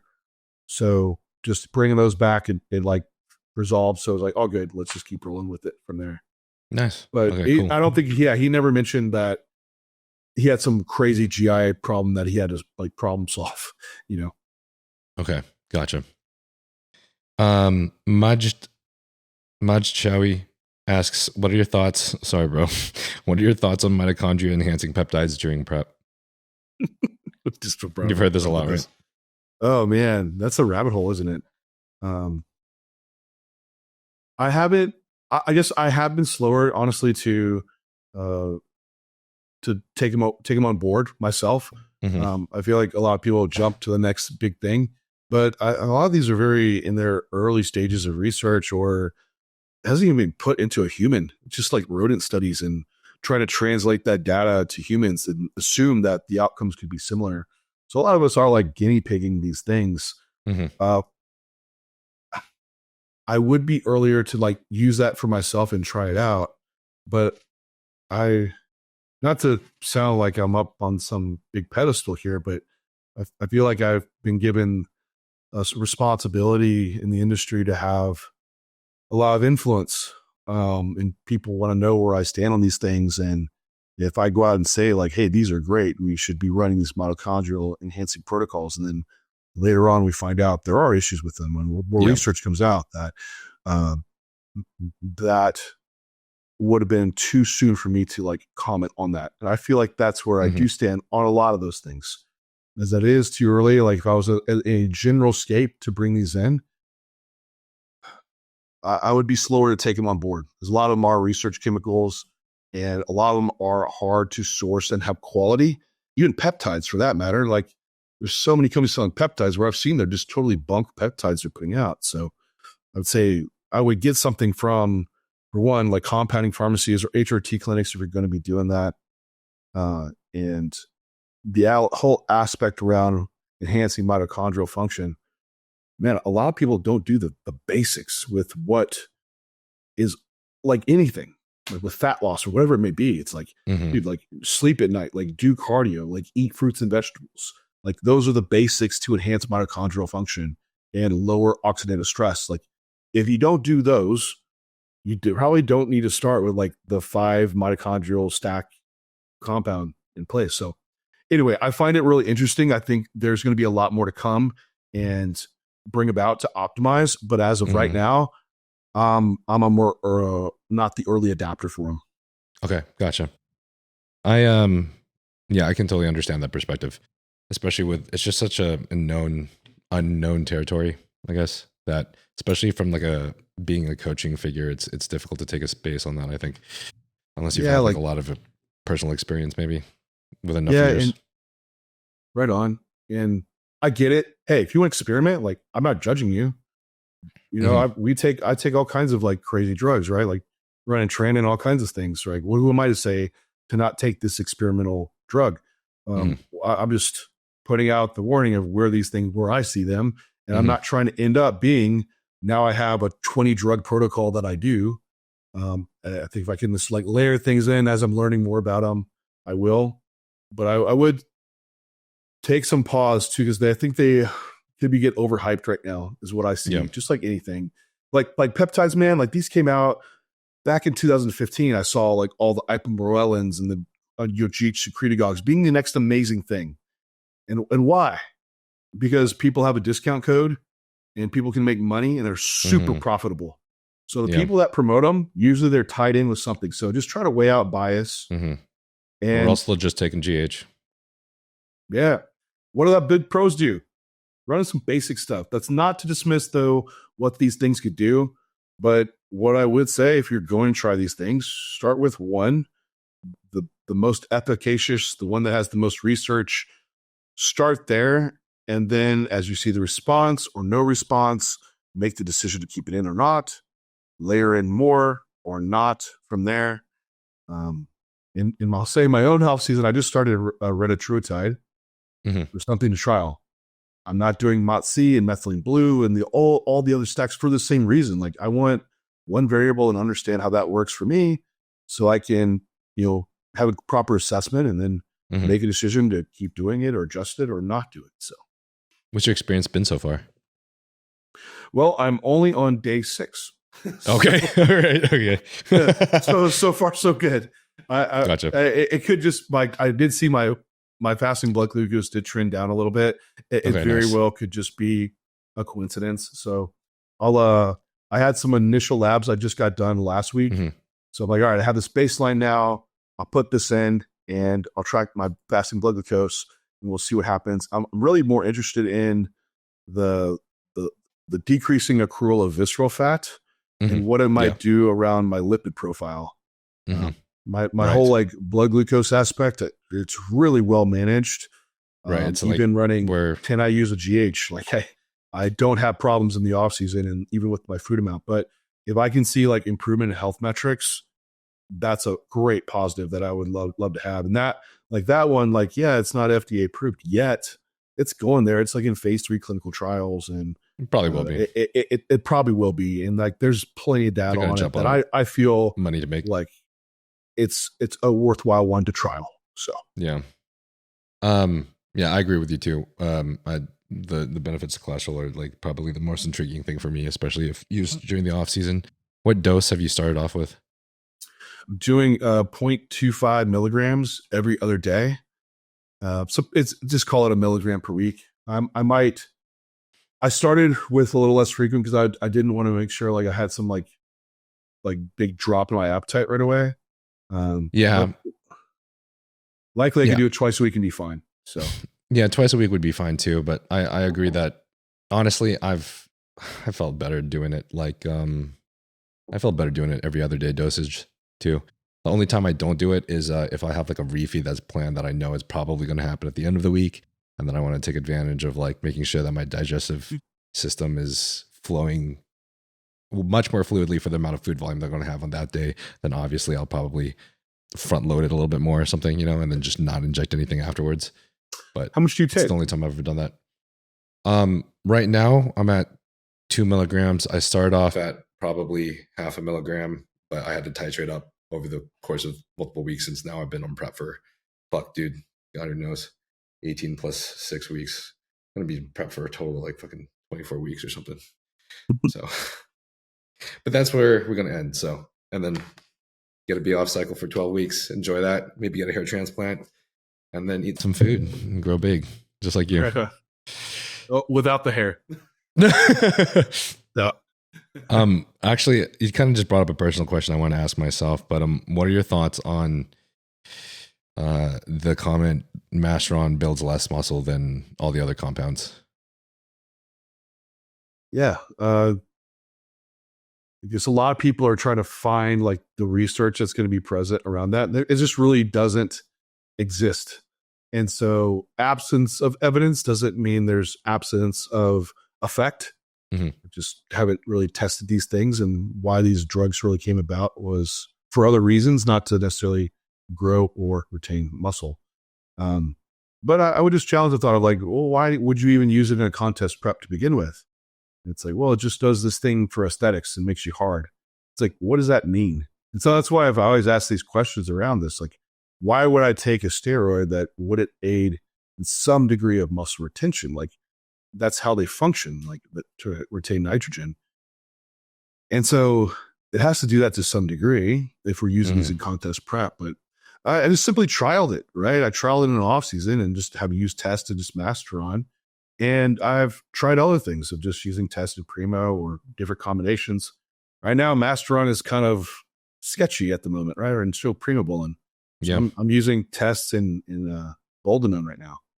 And across all these trials, I've never seen a vast difference in one compound over another for like the amount of tissue that I've accrued across these off seasons. Now, okay, I will say we've taught this a while in J3U by now. And I also have all of our J3U coaches that follow very similar teachings. And I want this to come across strange, but we have a lot of clients because we have now 7 coaches. And so I have a big pool of data to look at, but it's undeniable at this point to me that it does build muscle. I think more of what the thing you need to look at is looking at the various compounds of what you're going to pair with testosterone. I don't care what you use, but I think your goal should be what compound just produces the most like benign side effects for you. Mm-hmm. If you can run, if it needs to be a higher amount of Masteron to make up for if it is lack in muscle building versus primobolan, but you have way better lab work on test and mast, well, that's going to be a better choice for you. You can sustain that growth period for a longer period of time, or whatever it may be, if it's test and boldenone or nandrolone. But I feel like people, for some reason, have this emotional connection to the drugs they use. And they're simply tools. Like I don't care if you use Masteron or not. Mm-hmm. People are like, man, they're like, it's like I just said, vegans suck and carnivore diet's better. Or like I'm a Republican, you're a Democrat. It's like, man, these are fighting words. Like, no, they're just tools, man. So like, I don't care. Don't use Masteron, but I've seen it work just numerous times in clients, and in the trench experience, like outweighs anything. So the guys that promote like, hey, Masteron doesn't grow muscle, like, dude, show me your clients. Because I have a fucking stack of them that I have grown with just Masteron.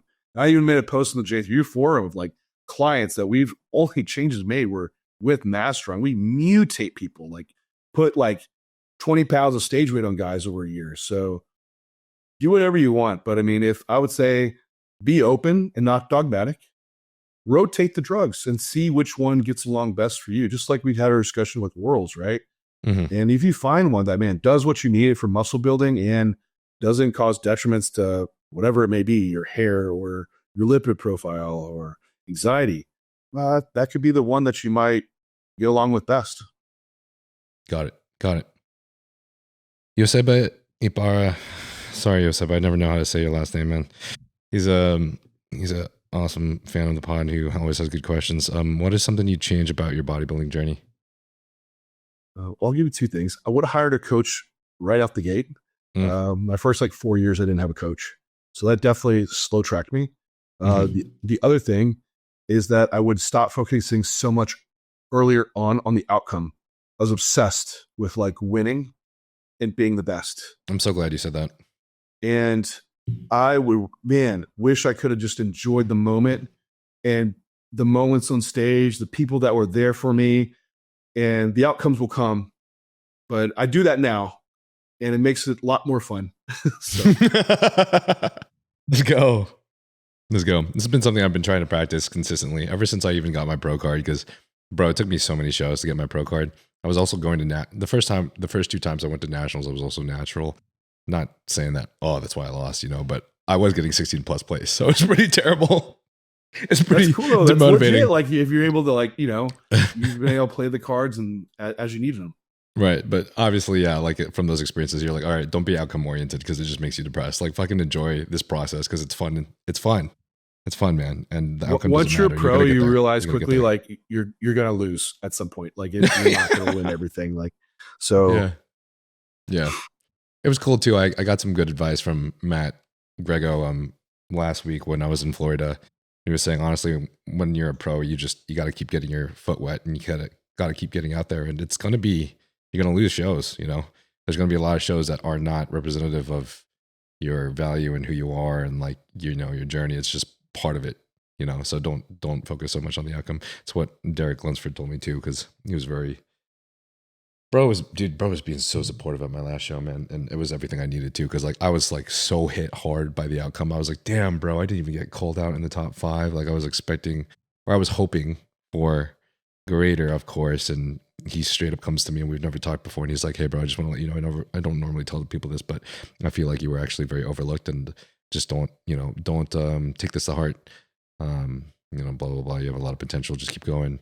And the results will come, right? Yeah, they will. Just enjoy the process. Vili Volotinin asks, why Proviron at the end of contest prep? Can lowering SHBG help improve physique? Yeah, what I've seen. Were you going to add something? No. Oh, okay, all right. Yeah, at least what I've seen clients, and the idea for a couple of reasons for Proviron is raising up the androgen load to offset estrogen. That might give you a visual hardness. The other thing that some people use it for is lowering SHBG, getting more free active hormone. But the problem is that you're already running so much androgen already that SHBG is usually pretty rock bottom, and you're already kind of have to leverage that too. Yeah. You can make a case that, hey, very low SHBG isn't necessarily a great thing, but also you just metabolize the drug a lot faster too. I think people look at SHBG wrong as well, within androgen usage, because if you're very insulin resistant, usually SHBG is low too. But I think that's not the case for us in a contest prep. But anyway, with plenty of androgens already present, you kind of already pulled that lever really hard for what you could get out of adding in Proviron on top of it. Now, back to our initial conversation, try all these things kind of one by one, because you add this in, and if you notice some thing that brings aesthetic value to your physique, hey, okay. But I would say just try to have good rationale to the things that I use, understand how it works, and if it makes sense to add in. And I don't use it a lot because I rather add in an androgen that actually does something with muscle retention and towards anabolism, which Proviron is basically pure DHT, which we know is not very active for muscle protein synthesis in skeletal muscle. So that's, I don't lean in favor of it, but I wouldn't write it off either. Okay, cool. Awesome. I actually forgot to ask, but regarding estrogen, I wanted to ask when you guys halved the amount of AIs and also the Novadex that Shaun was taking, did you guys end up raising that at any point right before show? No, because I was already so far into prep that made that adjustment. And by the time that kind of would have played out, we were already kind of in a peak week. But we didn't need to do anything further because he was already getting harder and the look was there. Oh, that's awesome. Cool. Didn't need to like raise it up. I guess the other way to do it would be dropping test out earlier. But again, like we had the variables set really good. And that's kind of what I like to do with guys on prep anyway. Is like, hey, we have testosterone figured out and the AI situation of what it needs to be. Then by the end of prep, we're not sorting out of like, oh yeah, now we pull it to drop water. Right. That's why I always find it interesting whenever I see coaches both raise the AIs and also drop test like at the same time in peak week. I've been there. I just feel like, yeah, I've been there. Where you're like, how does this make sense? Like, there's no test present that nothing else aromatizes. Why do we need more aromatase inhibitor? Those things where you ask how things work. You're like, yeah, I can't explain it. So it's like, maybe I won't do that. Right. Normally the answer is they say like, just gets you harder. Yeah. But how? Like, right. It just works. Like, okay. Yeah. And so are the hot flashes I get in the middle of the night because I can't sleep because my estrogen is 0. Yeah. So, no, this is funny. Well, we'll skip this one. Mo Bros was just asking, in the light of the DHT shortage, how does EQ cycle sound to you? Well, sounds like what I'm doing. All right. Okay. One thing on that, just so people know, like Boldenone is very potent for lowering estradiol. Like you will find that out with anyone that has not messed around with it much. So the signal kind of froze for a second. You said it's potent with what? Lowering estradiol. Okay. Yeah. Yeah. Mm-hmm. Ron Brazow asks, how do you know when it's time to start pushing higher PED dosages? Any key landmarks? I mean, I like to look at this like from a season to season perspective. So off your, if you do have like stage photos, like how much stage weight did you put on and what did it look like in those areas? And then was that of what you ran for your cycle? Was that if you repeated that similar effect, would that be where you need to be at? And so if you're like, man, I got a ton out of that. It's like, well, you could probably do something really similar. If you want to make sure you are still progressing, because every year it's not going to be the same, right? If you did the same cycle. And so I usually tell guys, hey, add 25% total milligram amount on top of what you previously did to probably see a pretty similar effect from the year before. There is going to be a point of diminishing returns. I should say the side negative effects weigh out from the positives, right? I feel like a lot of us start falling into like a more ideal range of what can kind of work with. But a lot of the top pros, just look at what they did for when they built a lot of muscle and they were probably pushing it, But anyway, that's usually how I'm assessing it, is like what happened the last season. So I know like, hey, last season had like, 7-8 pounds of stage weight that came on. I repeated something similar this season. I should get maybe a little less effect, but I don't need as much size add on. So always assess what you previously did. How did it work? Move forward from there if you should do more or not. Okay, cool. Awesome. That was a very honest answer. I guess this is kind of might be a weird question, but do you ever find that like a longer health phase or like prolonging a health phase and implementing it, I don't know, say after a prep or something, helps that response where maybe you don't need quite 25% increase or something like that? I'm just curious about this because I've spoken with Terrence Ruffin and then also Jordan Hutchinson and then Chris Tuttle on all of their blow-ups. And it just seems like, oh, you get this surgery, you get this gyno surgery, you get this this hair transplant, and you're just off training and off PEDs and everything for like fucking 12 weeks plus or something. And then these guys are blowing up when they're throwing all the stimulus back in. So, and I don't know, it sounds nice because I decided to experiment with a rebound this last year and I don't think it was as effective. Yeah. Man, a lot of things can work well. It's so N of one person dependent of like in that situation, why did it work? I think a lot of people do drift back a bit in longer phases, especially the farther away from like just their natural set point they are, to where when they do bring back that gear, It is like a regaining of what was like a muscle lost. memory thing. Yeah. Yeah. And so it's like, man, a ton of progress happened. Like, yeah, it absolutely did. But you're coming back from a level that was below like where you were previously at. Mhm. So it's like you kind of need to like weigh that out. I haven't really seen that there's a resetting to the same amount of gear load if we're talking about starting from a similar muscularity point or needing to push to that higher amount. Usually it's still more is needed to get beyond what you previously were at. Okay, cool. Now, with that being said, and another assessment thing to do is that a lot of these guys just become better bodybuilders. Like, man, a prep is awesome for someone to learn how to bodybuild. If you do that in the off season now and you run the same gear, like, oh my gosh, you could do so much more out of it. And now it's like, my cycle worked even better. It's like, was that it? Or was you just like better at all the things that really matter to make you a good bodybuilder? Yeah. Yeah. That's a good point. Okay, cool. All right. I'm sorry, everybody. I know you guys, dude, you had so many fucking questions. I feel like there was like 100 questions. We did this last time. I think we totally I know, man. Next time we do that, we do like, all right, guys, we'll do 3 questions first, and we'll do the rest later. Dude, I just have so much I could talk to you about, and it's just, it can't fit it in 2 hours, but I appreciate you for coming on. And maybe, I don't know, if ever you, if you enjoy this at all and ever you feel the honor of coming back on, we would love to have you back on. Yeah, so man, I love doing podcasts and chatting. We can hit the questions another time, just so maybe when on the back end of off season or whatever it may be, I'll come back on for sure.